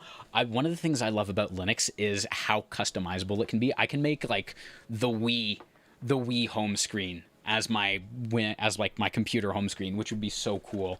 That's something I've just loved. Oh, anyone who dabbles or is like, man, it'd be so cool if I had an operating system that worked really well, Steam OS. So Valve, Steam, the gaming company, they are making currently like not a PC killer, but they're making like a gaming machine, like a console. Grow color. What does this do? They're making a console called the Steam Machine. What does this do? Iterations, result. Iteration exponent, threshold. I don't know what this does. but I'm curious. Painterly, like watercolor. Yeah, so Steam is making, what if I do this? So Steam is making something called the Steam Machine. It uses Steam OS. So I was talking with a buddy, and he was like, I wonder if Steam is going to make Steam OS for their console, and then what they'll do is, what will this do? Circle, custom, square, radius. That's cool. Maximum. Wow, that's terrifying. What the heck? Ooh, that's cool. Luminance steps. Oh, I see. Really, really cool. But yeah, he was saying, what do you think Valve and Steam is going to do? Is they're going to have Steam OS on their console, play with it for a few years, and then release an actual operating system that just works, runs well, doesn't use a ton of telemetry to be like constantly spamming you with just AI slop like Microsoft. Add bulge effect to your face and track everything. That's the dent one, right? I don't even think there is a bulge. Yeah, so there is dent though. The good old dent effect. All reliable in Fusion since what? It's been in Fusion for a long time. It's actually, I think dent is like an old Fusion effect. Like it's in like legacy effects. Yeah, there we go. I can even there we go. That's funny. Okay. Yeah, so anyone who's looking for a better operating system, we might end up with one in a couple years, like one where it's just like efficiency and ease of access, or like not ease, well, I guess ease of access, but ease of use. Efficiency, ease of use. Runs well, you get what you want. We're not going to shove stuff down your throat. Did you know Windows uses your computer to send updates to other computers? So they're saving on their own bandwidth by like using your internet bandwidth. You can turn it off. You have to go into Windows settings. Okay, let's keep seeing. So pack. What is this? That looks like a different day kind of thing. Time mapper. What does time mapper do? There's so many things I'm gonna have to look into here. Grow, connect, this I actually tried to create a dither effect a while ago in like just natively without knowing how to make it, and the dither effect. The dither effect in DaVinci is what we want. And for anyone who doesn't know what dither is, let's see. Yeah, this is dither, which, I mean, you can't see it super great right now. Ordered, simple error distribution. Let's see if ordered does anything. It might be too small, or I might just need to change it. Floyd Steinberg. Output. Okay, yeah, so a dither, it's kind of like math. Like it will apply math onto your, like a math texture onto your stuff. I think the ordered one is my favorite. Matrix size 3. Let's apply this onto, what does this do? This does nothing. Let's apply this onto like a gradient background and see if we can get a yeah, here we go. See if we can get a different distribution. So let me make this bigger as well. Put us down to 1 viewer. Here's what dither does. Right, adds its own adds like a little texture onto your stuff. Yeah, here we go. Here's like a way of looking at it. And then it will adjust based on luminance, and you can use it as like a texture and stuff. Really, really cool. Anyways, I'm gonna grab a cookie here. There we go. So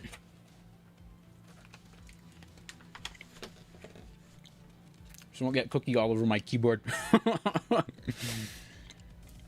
Yeah, I've been wanting a dither effect for so long. Let's play with this a bit. Multiplier is 1 output. It looks like it's just creating lines. I wonder... We're going to have to play around with this a little bit to see what kind of... Like, what kind of actual useful results we can get from this. Because right now, I'm not as impressed as I was hoping. I do like ordered. Color space RGB.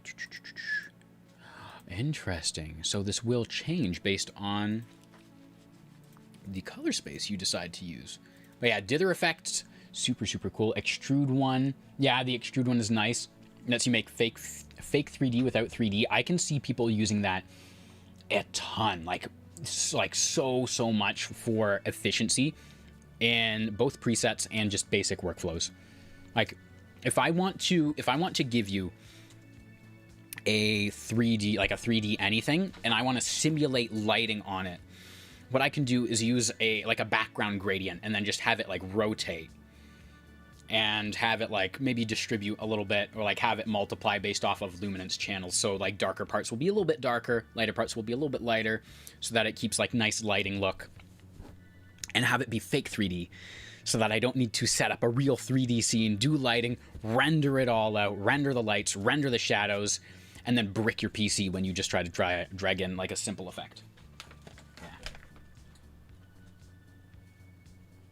Yeah. Mm-hmm.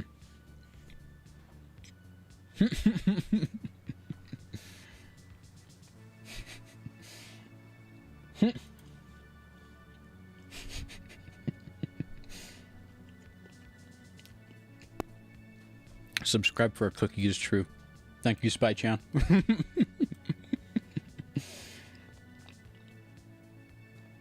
Steam OS 3. Mm-hmm. Steam OS is going to be... It's going to be the Resolve of operating systems. Like, just good quality. Just works, right? You don't have to worry about it, like, bricking your system or bloating it. They're just here to provide the best service possible. Oh, the rasterized node. Do we have it in here? We have it in here. I know the essentials of rasterization. As far as I know, rasterization helps you to keep your definition for stuff without losing it when you zoom in and out, something like that.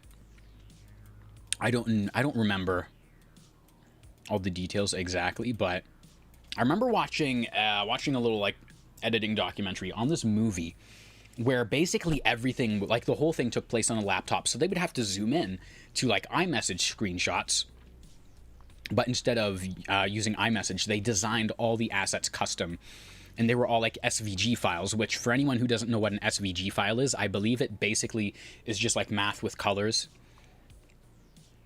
And what happens is when you zoom in, the math adapts, so you're never losing resolution like this.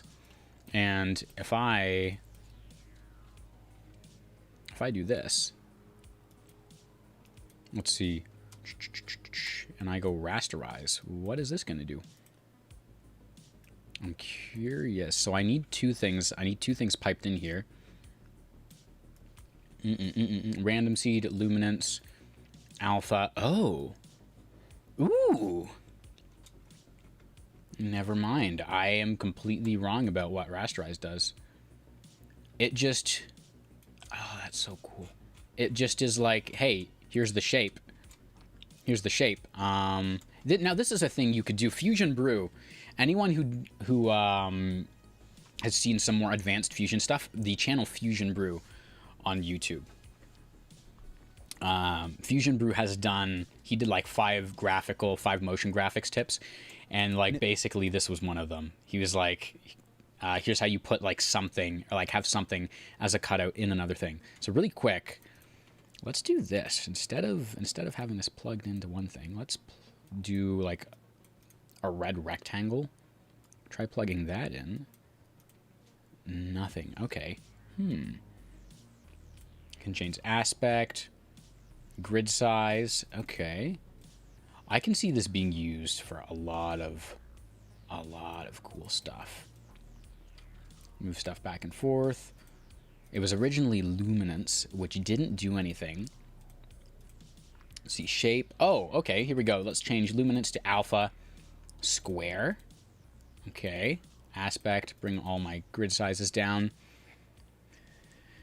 So I'm wondering what the foreground input is going to be used for. Ooh, oh! Wait, is the foreground input, is that our shape? Or, yeah, so the foreground, or the shape input, so that uses our foreground. Okay. So yeah, really, really, really cool. Oh, you can add some jitter to it. Rasterize. Rasterize might be kind of like 2D particle animation. Because hear me out. If I do time multiplied by like 0.001, and then we do same thing, but we'll do this by like 3. And then we slowly move out. This acts as like turbulence. And let's move this even further. Here we go. Yeah, so ladies and gentlemen, we're basically doing 2D particle animation right here. So let me take this. There's our effect right there. Oh. Let's go effects. Let's do a fusion composition. We'll go back into fusion. And now, here we go. Let me make this bigger so we can see more of it. Let me increase the size of these. And then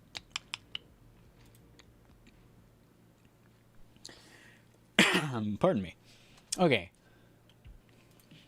Size black. Ooh, interesting. So I can add an extra layer onto this. It'll still do that. Oh, this is so cool. Size white. Oh, okay, okay. Jitter angle. Oh, yeah. This is going to... Oh, keep shape horizontal. There we go. So, okay, you ready? So, shape aspect. Let's do jitter angle. We're going to take the time as well. We're going to do expression. We're going to do this one by 1. We'll do this one by 2. We'll do this one by 3. Actually, we'll do this one by like 1.5. And so now, let's boost this. We're gonna maybe make a mistake here. Oh no, never mind. That looks good.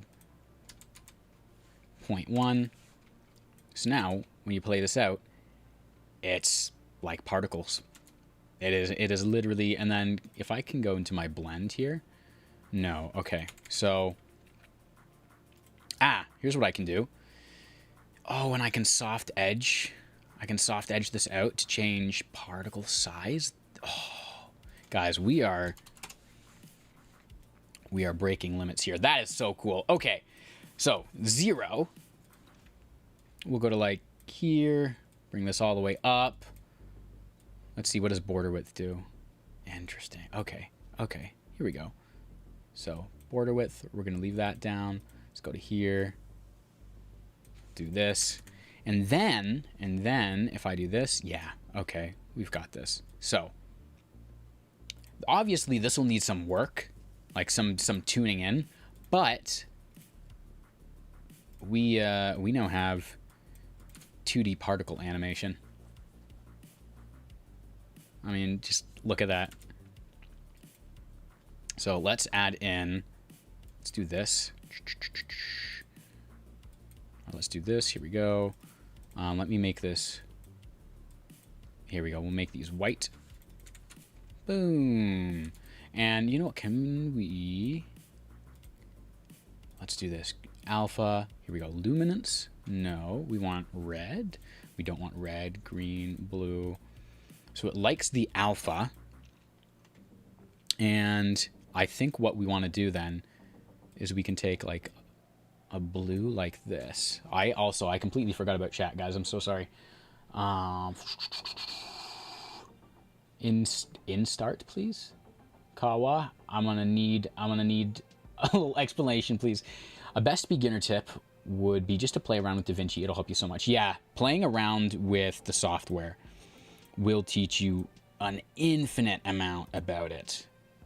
Okay, so it looks like we can't plug the background into the rasterize, but we can plug the rasterize into the background, which is really cool. And then here's the soft glow. Here's the soft, excuse me, here's the soft glow we were talking about. So let's do glow size, bring the gain down a little bit, and we have the rotation. Boom. So cool. And it just slowly fizzles away. We can even change this. We can like round the corners or something. We'll make it a circle. Why not? And then we'll bring the height.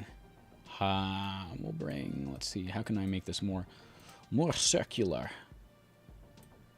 Yeah, it's kind of ovalish, but let me see. Let me bring this. Bring this in kind of like. Oh, never mind. It's adapting differently. Yeah, here we go. So boom. And they just fade out. So cool. I could see you using instances and stuff. But yeah, here's 2D particle animation. Boom. Now, here's something else we can try. Do I have a size? I have a size control. I have a soft edge control. And this is on my rectangle. Let's make this like 1.5 and 1.5. So it's full. My rasterize still has these lines on it. There's probably a way to get rid of these, I would imagine. Oh, it controls how many particles you have. That's cool. Okay. Let's see grid size. Let's see aspect. Okay, so this is, oh, here we go, center.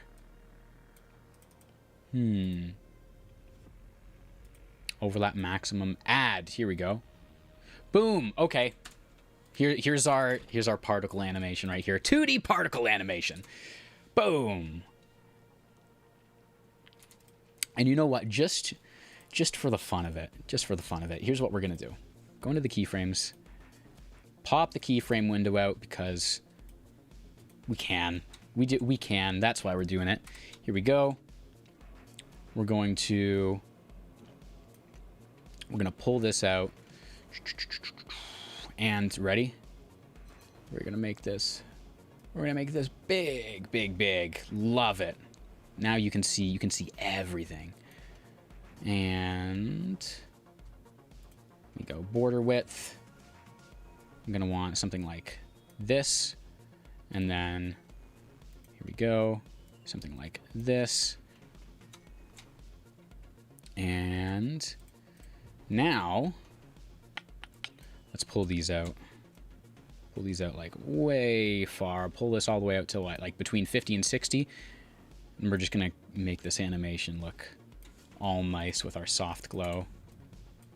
So now, boom, it explodes. It's literally like, you know, we're Thanos snapping it out of existence. Just boom.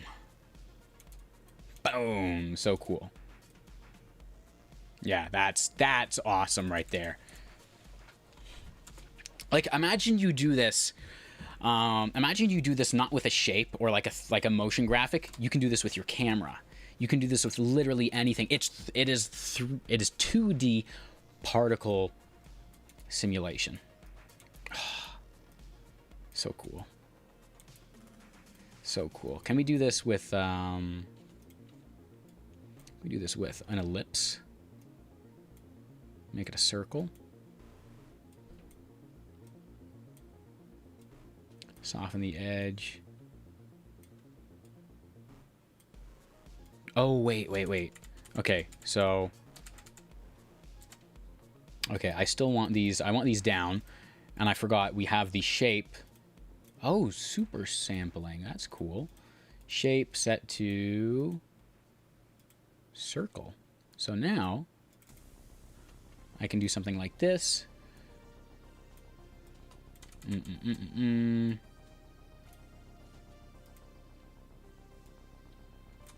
then let me see. How can I size this? How can I make this larger? Because it's not reacting to either of those. The only reason the rectangle worked is because those all line up with each other. Ah, okay, that kind of works. We still need... Oops. What just happened?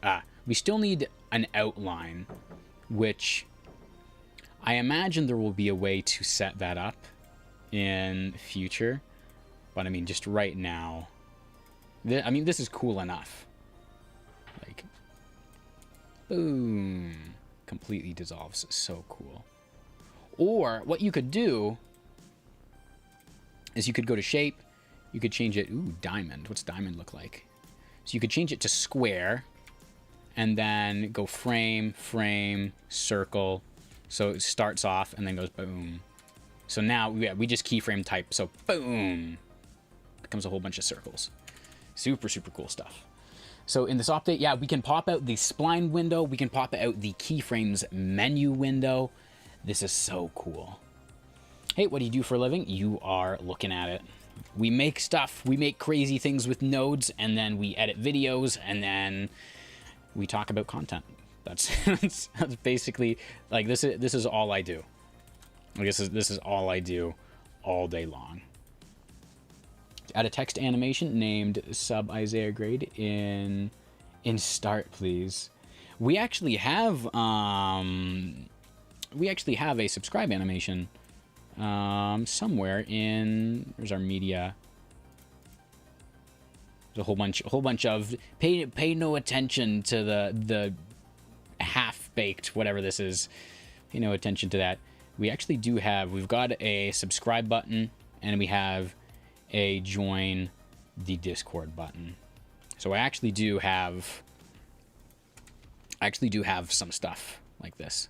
So we made this in, let me move this up. So we do have a join the Discord button. Goes boom. And then you get a whole bunch of 3D nodes. This was before the easy days of 2D particle simulation. This is when you kids had it easy. And then we have a little Isaiah grade subscribe button there. I actually made this. So story about the subscribe button.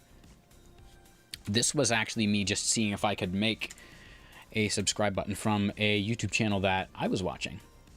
And... Ooh. Okay. So, seems like... Okay, so we've got one person. I'm going to end the poll. We're going to end the poll now.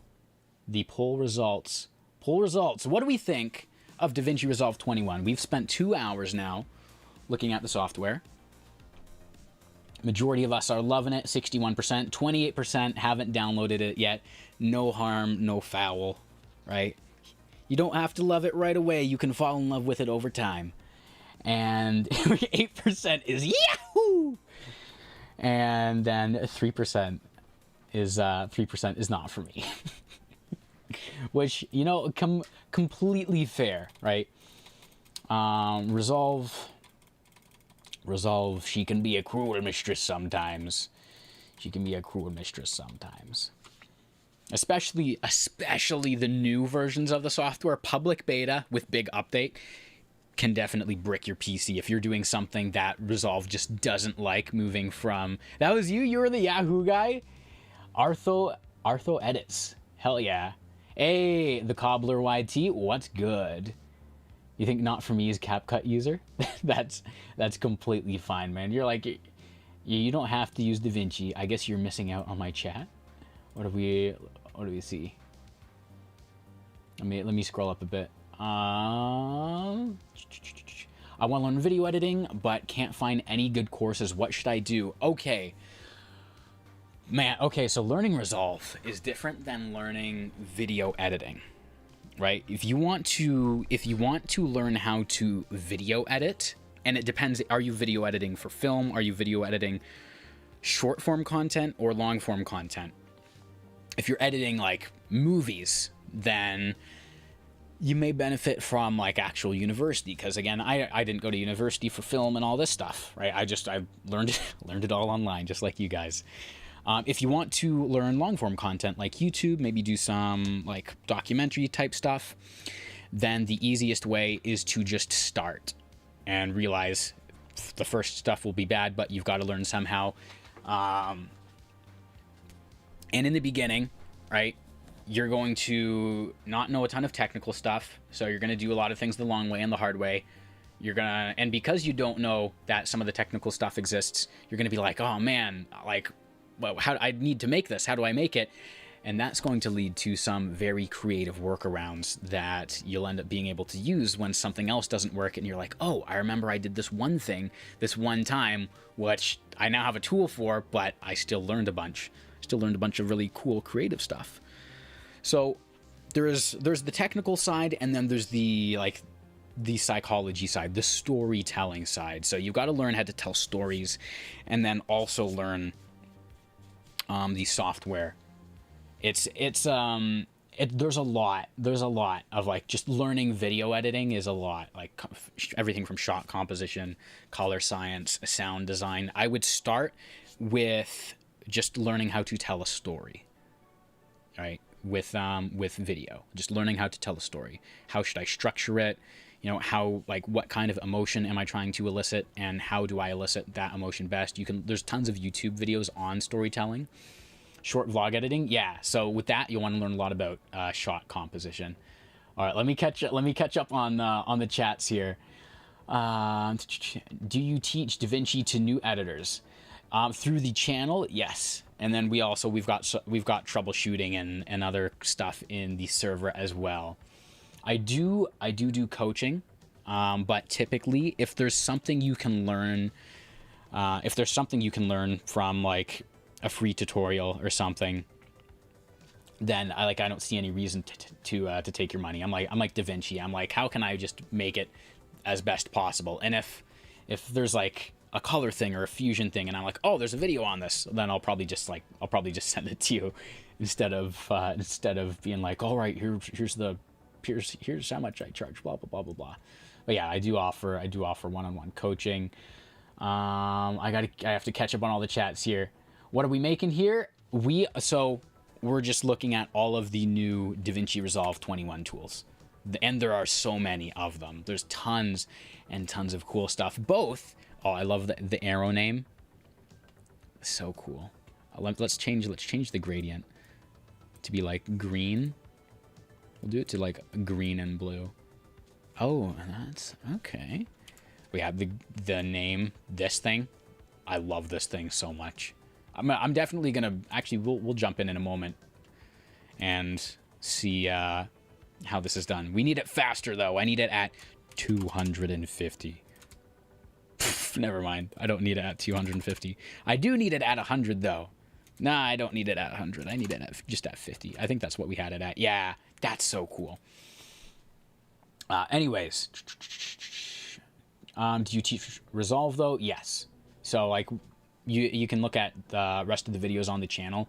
I do a lot of effects breakdowns, right? We do focus a lot on Fusion, just because so many people don't know Fusion. So many people don't know that you can make motion graphics in Resolve, right? I put a TikTok out. I made a TikTok just about like, to all the people going, why does Adobe hate me? Why does it keep crashing? I'm like, why don't you just download DaVinci Resolve? It's like made for creators by creators, you know?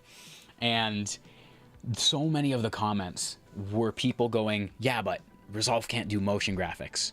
And like, there's just a complete lack of knowledge, it seems. So we do mostly Fusion stuff because that's what most people are afraid of. Let's keep reading here. Where are you from? You're from India. I am from the great land of Canada, eh? Bro, you hate the Fusion tab so much. Evan, I feel for you. It took me like a year and a half just to understand nodes. I was like, okay, I don't know what this does. This is media. I don't know what these settings do. I don't know what this... Okay, so this is my media in, media out. Okay, blah, blah, blah. And then I just started, like, grabbing things and plugging them in. And I didn't know what any of the colors were. So I would, like, plug this in. And I'd go, it doesn't show up. That's so weird. And then I'd plug this in. And I'd be like, okay, that's cool. And then I'd see it just disappear. And I'd be like, why is it disappearing now? And then this would turn red. And I was like, what the heck? So... yeah, it took me a while to get that handle on Fusion. That's also because I avoided it. Right? The only way you're going to learn Fusion is by like spending a lot of time in it and just like walking through the confusion, right? The other side of confusion is confidence, right? The more time you spend on it, the more competent you get. Confusion, confidence, right? It's not easy peasy. It's simple, like very simple, but it's not necessarily going to be easy. So let's see, you want to learn short form vlogging. Yeah, it's not as hard as you think. Yeah, once you get the hang of it, once you understand basics of node flow, it's not as hard as you think. You know DaVinci quite well. Subscribe to you. Can we contact with you? You can. We also... So there's a couple ways you can contact me. I don't know if I have a business email linked to the channel, but the Discord is the easiest way to reach me because... I'm on there a couple times a day, right? Very, very, like, it's not like crowded with channels. It's very easy to get a hold of me in the Discord channel or in the Discord server. The name that will be useful, yeah, that name will be useful to track it onto players for game videos. I don't remember what I said to get that response. Let's see. Is it possible for you to teach a live stream for beginners? I do want to do a DaVinci Resolve course, like a full video course free on YouTube, probably a like 6-7 hour long video course where we touch on the useful things in the media page, which the media page is useful. You won't use it. Most of you won't use it for most things, but I'll go over like useful stuff in the media page. We'll probably skip over the photo page because it will be a video editor tutorial. Excuse me. We will go through the cut page and some of the other useful stuff. We'll probably go through scene cut detection in media because I can see that being useful for vlogging, and scene cut detection is literally DaVinci going through your footage and going, oh, there's a change here, there's a change here, there's a change here. These are different scenes. I'm automatically gonna like splice them or slice them for you. Yeah, Blackmagic is trying to kill Lightroom. Yeah. I swear to God, you are so underrated. Make sure to keep uploading videos. Thank you, SpyChen. 100% we're going to. The name... Oh, the name effect? Yeah, the name effect is so cool. And I think that's my favorite so far. I need to figure out how to make the audio response one work. Hey, how you doing, Kawa? Yeah, Blackmagic is trying to kill Lightroom. I think Photoshop is next. I don't know if they'll release it as a standalone or if they're just gonna like cram it in there as like a 2-versioned Photoshop page. So there will be like photo mode and then like Photoshop mode, or if they will do, this is fun, or if they will do it in oh, that's cool. They added buttons for adding parallels and layer mixers. That's cool. Yeah, list view. So they added layers into the color page. And I'm wondering if they will add in some kind of thing that's like a hybrid between Photoshop and the color page so that you can use it kind of like Photoshop. For the thumbnail, you guys have probably all seen for the newest video, that was made completely in Fusion. I'll find a screenshot. I'll take a screenshot of it. I just have to remember what project I put it in. And I'll put the screenshot of it in the server. It is an insanely large node tree. Like, oh my gosh, there's definitely an easier way to have done it, but I was like, I'm just making the thumbnail. I'll make it faster later. Game over, DaVinci 1. It probably, DaVinci's taken over, unless Adobe gets their stuff together.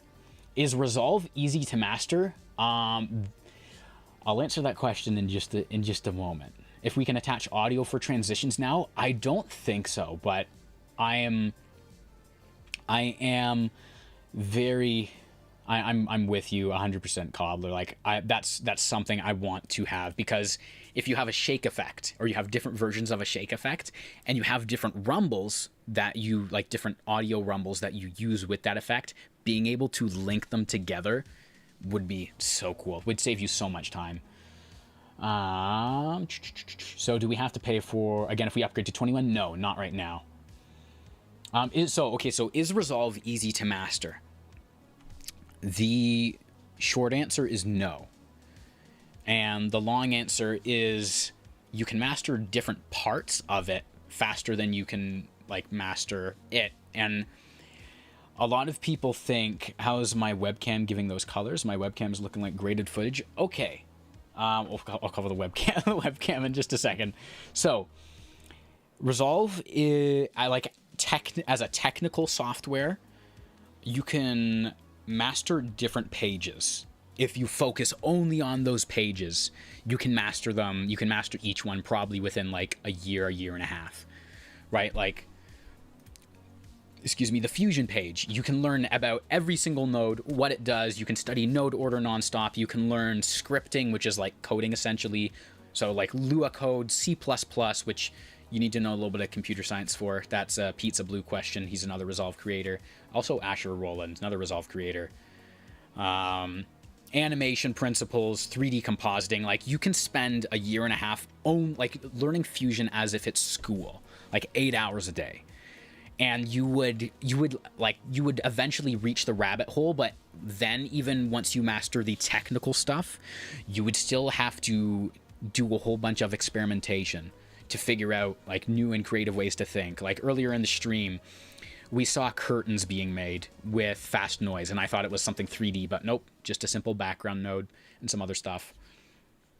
Resolve is not comparing to others like it's the king. Resolve's edit page and color page is easy. Fusion took me 2 months just to stop getting frustrated like every 10 minutes. Yeah, that was me. Resolve is for everyone or any skill. Yeah, Resolve has a steep learning curve, but beginners can use it no problem depending on what they want to do. So the webcam itself, this is just this is an actual camera. So I've got the Canon 80D, super old camera, doesn't even do 60 frames a second. It can do 50 frames at most, 1080p footage. I've got a light right there. We've got a light behind us, and I'm just wearing like a nice shirt. It's mostly lighting work, right? You could take a 4K camera and an iPhone, and if someone who doesn't know lighting tries to light the 4K camera, it might not turn out as well as the iPhone. It's so much of it is about how you are using the tool, not necessarily how like capable the tool is itself. Because it's kind of like a hammer, right? And although a hammer is a very simple tool, but if you have no idea how to use it, doesn't matter. Doesn't matter what you can do with it, or the Swiss Army knife. So the edit page is fairly simple to get the hang of. The color page is an insane part of the Resolve iceberg. I have 2 color grading courses. One of them is Kazi's course, which you look up like Kazi or Kazman on YouTube, Kazman Resolve, like QAZIMAN Resolve on YouTube. He's like one of the big color grading guys. Another one's Cullen Kelly. The color page has so much depth to it, and the reason color, I think color goes even deeper than Fusion. Like, color is an even deeper rabbit hole than Fusion. The reason being is because you're trying to do so much in a machine to capture the data that your eyes just can take in. And there's so many ways that we try to take digital digital captured images and make them look like organic film. And there's so many different ways that you can manipulate color data to get these really cool results that it starts off simple. Like it starts off like, oh, I'll just boost my contrast and my saturation, which is like what most people are doing, right? Most beginners are like, oh, contrast, saturation, beautiful, all you need. And then you start learning more about color science, color space transform. You start learning about the different like actual color grades, how color theory works into everything. And then you realize you've gotten yourself into something that you're not sure you're ready for. Anyways, when they ask you, is DaVinci Resolve easy to master? It's like the kid meme. Have you ever had a dream like this? Yeah. Resolve taught me how to get easily rage baited by misplacing the connecting nodes. Yep. You have no idea how many times I would have my background and foreground connections in Fusion just mixed up. 3 nodes, or 3 inputs in Fusion. The merge node, bane of my existence. Background, foreground, mask. Once you learn that, you can do so much stuff in Resolve. You can do so much. Oh, let's take a look at the crocodile again. And let me do this in the actual software here. Where is our, here we go. Size this down. Dither extend, interesting. It looks like there's a lot of stuff that will be useful for motion graphics, not just footage. So a lot of people, when they ask about mastering DaVinci Resolve, it's usually like, oh, you get really good results. I want to get results like that. And a lot of it comes from like knowing how to use something and not necessarily like what it does. So you've got to still learn, your storytelling, your composition, like everything else. So like the intro for the latest video, right? I had to like learn how to structure the language and stuff, and people seem to enjoy it. Bro, VFX Fusion is a monster. I do SAS animations in it, and it's kind of not the best for it. I guess like I don't know exactly what you're doing in it, but like I've seen some really cool stuff. We were talking about that earlier, like an hour ago. I'm planning on doing like a breakdown of like an educational, maybe like a SaaS thing, kind of like how Apple has ads. Could you do a basic guide stream for the people who are absolutely new? Yep, we're planning on that. Color page of DaVinci Resolve is actually the cockpit of an airplane. Yeah, it literally is. What do these do? I have 4 wheels here, and now I have a whole bunch of like faders. Now these are the same wheels with different names on them. Why don't they do the same things as these wheels? And then if I click over here, now I have more wheels, but I'm only showing 3 of them. So if I click here, now I have black, dark, shadow.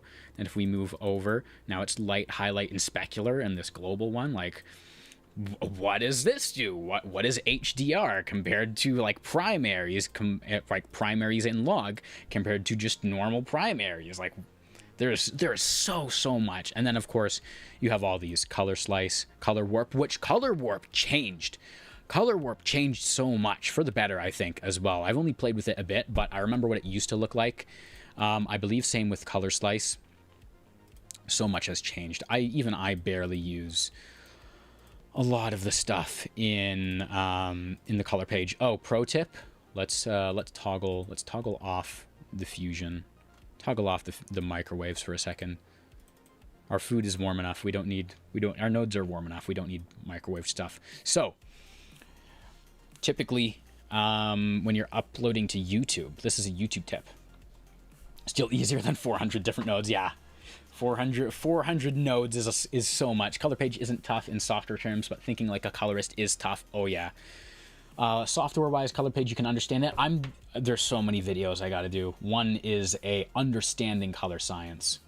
Understanding color science is the foundation of being able to use the color page, because otherwise it's just I'm gonna bump my contrast and my saturation, yay, and like, wow, before, after, blah, blah, blah, right? So anyways, YouTube tip for anyone uploading videos to YouTube. If you ever upload to YouTube and you're like, why does it look so blurry? When you upload in H.264 and then you upload to YouTube, or when you render as H.264, then you upload to YouTube, you do lose a bit of detail in the compression, right? YouTube it's just the way it is. You can upload at AV1. AV1 technically is better for like data, but YouTube likes being able to read things fast. Add your intro and outro on video. Kawa, can I get an explanation of that? You want like those as like stream assets? Like you want to see those on this stream, or what? Multi-merge makes the workflow easy, but you would prefer single merge to keep practicing with flow. I can understand the use of multi-merge. I usually use the singular merge because I'll be manipulating the different controls, like blend especially, and so I only want to like blend one thing. You have a bad monitor, so yeah, 100%. You guys can't see it, I have a 4:3 aspect ratio old Dell box monitor, probably like 2010, right? 8-bit color, super crunched, super high highs, super low lows. So literally the scopes, it probably looks like, so here's what we're looking at right now.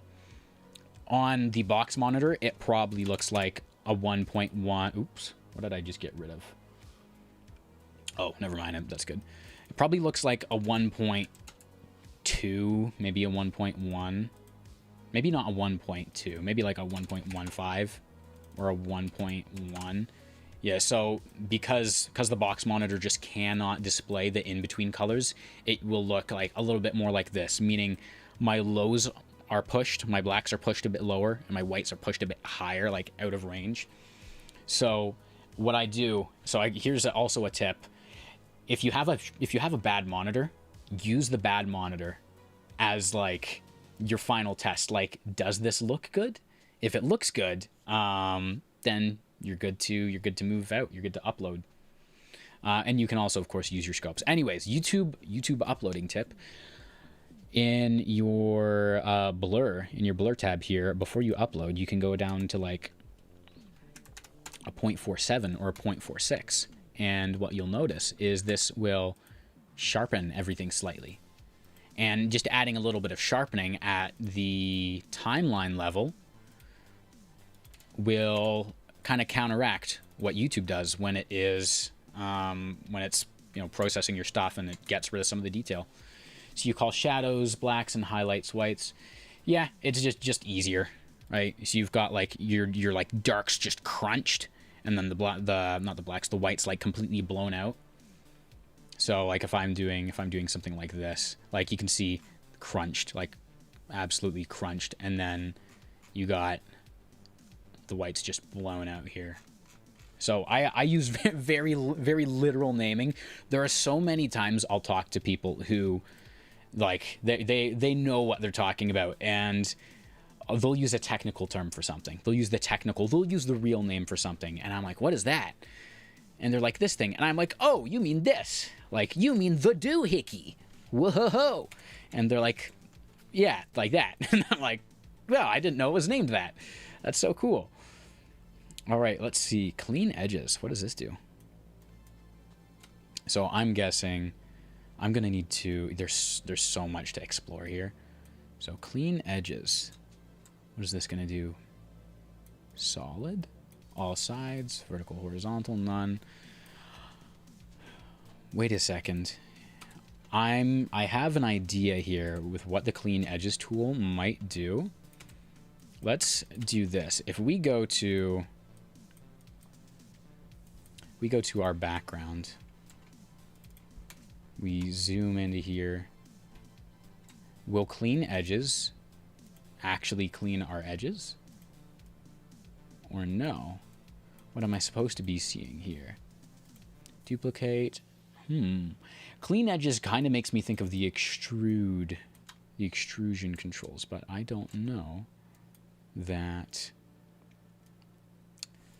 Yeah, a lot of these. Hey, deflicker, duplicate, extrude, noise. Let's see.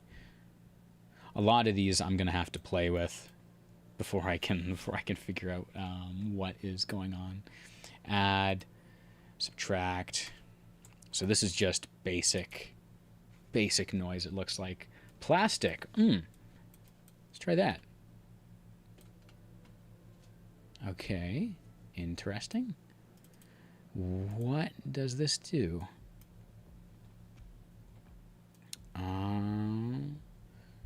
Oh, it works as like a kind of like an artificial bevel, I think.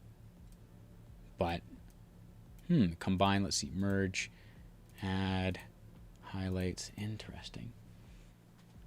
Yeah, there's I think what's Black Magic or DaVinci Resolve Studio. There is a channel where he's gone through all the nodes. How long have you been doing editing? Since 2020. I just practiced the Fusion page for my motion graphics. I still haven't touched the color and Fairlight page.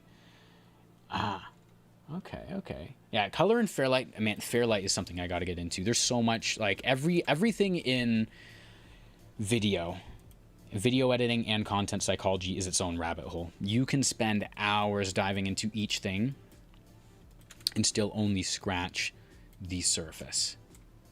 So don't be surprised if you start learning something and you're like, oh man, this is cool. This is the corner positioner tool. That's super useful. Yeah, you can spend so much time on like all kinds of different. Oh, that's fun. Push. Oop. Just a simple up and down. Oh, and it loops. That's cool. It's like wrapped. It has like a wrapped canvas. That's really cool. Let's see. Rest. What does this do? Position. Oh. It's kind of like a warping tool. Amount. Oh, okay. Yeah, so a lot of these, it just takes like things you would normally have to do with expressions or maybe some modifiers and then just turns them into simple nodes. That's pretty cool. Let's see seamless. What does seamless do? Fraction. Interesting. This has me. Oh, it will wrap something back in on itself. It looks like. Yeah. So this will wrap back in on itself. If I do merge, and I pull this down. Okay, that's cool. I don't know what. Again, so much of these I don't know what I would use them for, but there's 100%. There's 100% like uses for all these that other people are probably going to figure out. Resolve is too big for one person to figure out. Contour. Let's see. So this would go under something or over top of something, and then you just kind of push it up. Okay. Pretty cool stuff. Well, push will come in super handy. Like basic, for news, you know, like a news segment. When you have text just forever like on the bottom going by, I can see that being used in like a funny news segment or something. Ooh, image warp, bend. Let's see. Bend, midpoint. It's like having Bender. It's like having Bender in 2D. Oh, that is so good. Oh yeah. You love to see it. Oh boy. And you can switch how you want it. Wow, there's going to be a lot of people. So many of these tools will allow for simulated 3D without actually being 3D. So we're going to have high quality 3D looking effects that are actually just 2D. Yeah, it's going to be great for 2D animators. Dummy Baba. What am I even looking at? Right now, you're looking at us play around with DaVinci Resolve 21 and all the new crazy cool tools it has to offer. Oh, kaleidoscope. Are you guys ready? Four corner. We're going to go boom, boom, boom, And let's see. Okay, kaleidoscope did not do what I was expecting it to do. Oh, I see. Kaleidoscope will push you into one area, and for some reason, it is weirdly... Why is that? That's so weird. Classic, fancy. This is strange. So if we go size, center, radius... Interesting. This is not what I was expecting. Like, at all.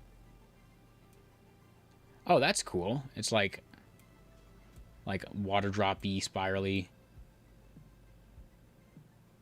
I'm trying to figure out what kind of use I'm going to have for something like this. But it's weird that it is getting rid of... Ah, here we go. Source center. 0.5. Source angle. Source size.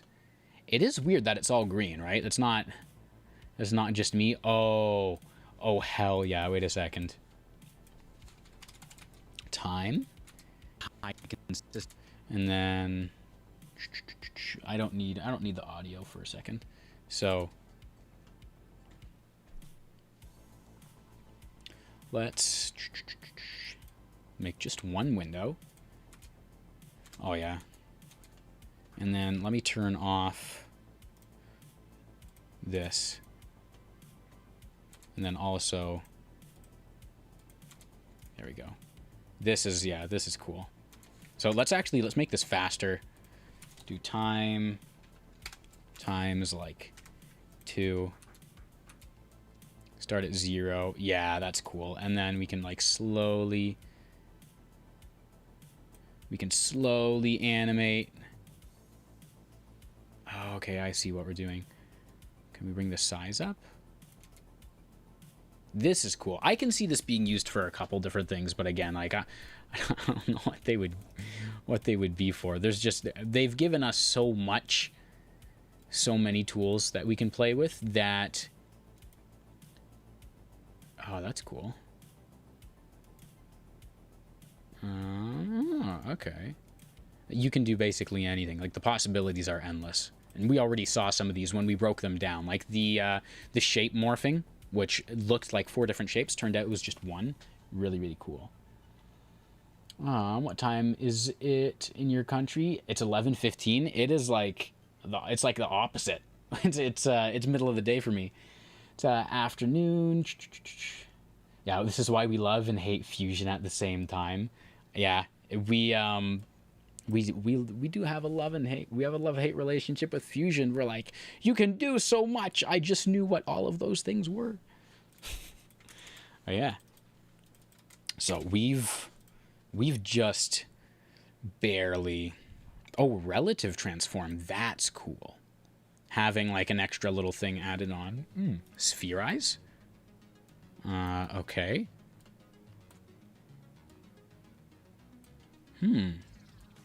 Iterations. I wonder. Algorithm sphere soft in out. Oh, does it just like warp something? I'm kind of... Oh, deformation. Ah, there we go. So it's just a dent tool. It's just another dent tool. Soft in out, smooth. And then let's pull the deformation. Type sphere horizontal. Render, undersampling, horizontal rectangle. We'll leave it as sphere. Leave it as 1, deformation. So this is weird. It will like pulls things into the center. Let me bring the size up. I'm not exactly sure what we are supposed to be. Oh, okay, so it's a dent effect. It's just dent. which could be cool. This is kind of like displace, so you could have a very smooth animation take place here. Just whoop. Oh, and you can lock horizontal and vertical. So we can do something like this. And have this like, or instead have it just be like a ribbon. That's cool. And now you can make different shapes in Resolve with the sphere. That's cool. Oh, there's horizontal. That's nice. Vertical is opposing. And then let's see, rectangle. Yeah. Okay.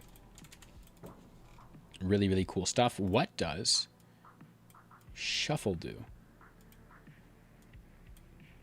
Huh. Oh. That's cool. This is a glitch effect. This is a glitch effect. Oh boy. I have a friend who's going to be very, very excited about this. You can literally like... We're going to be using this for transitions and for lots of different effects. This is so cool. Man. Wow. Okay. That is so awesome.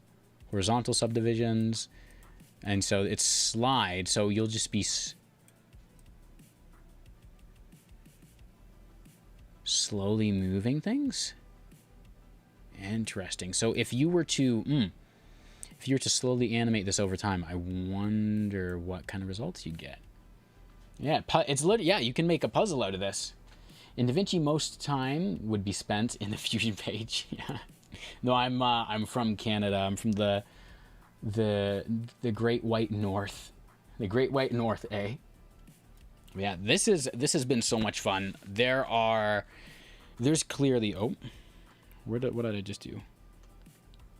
There's clearly more here than I could cover in a singular stream, which honestly, if we are thinking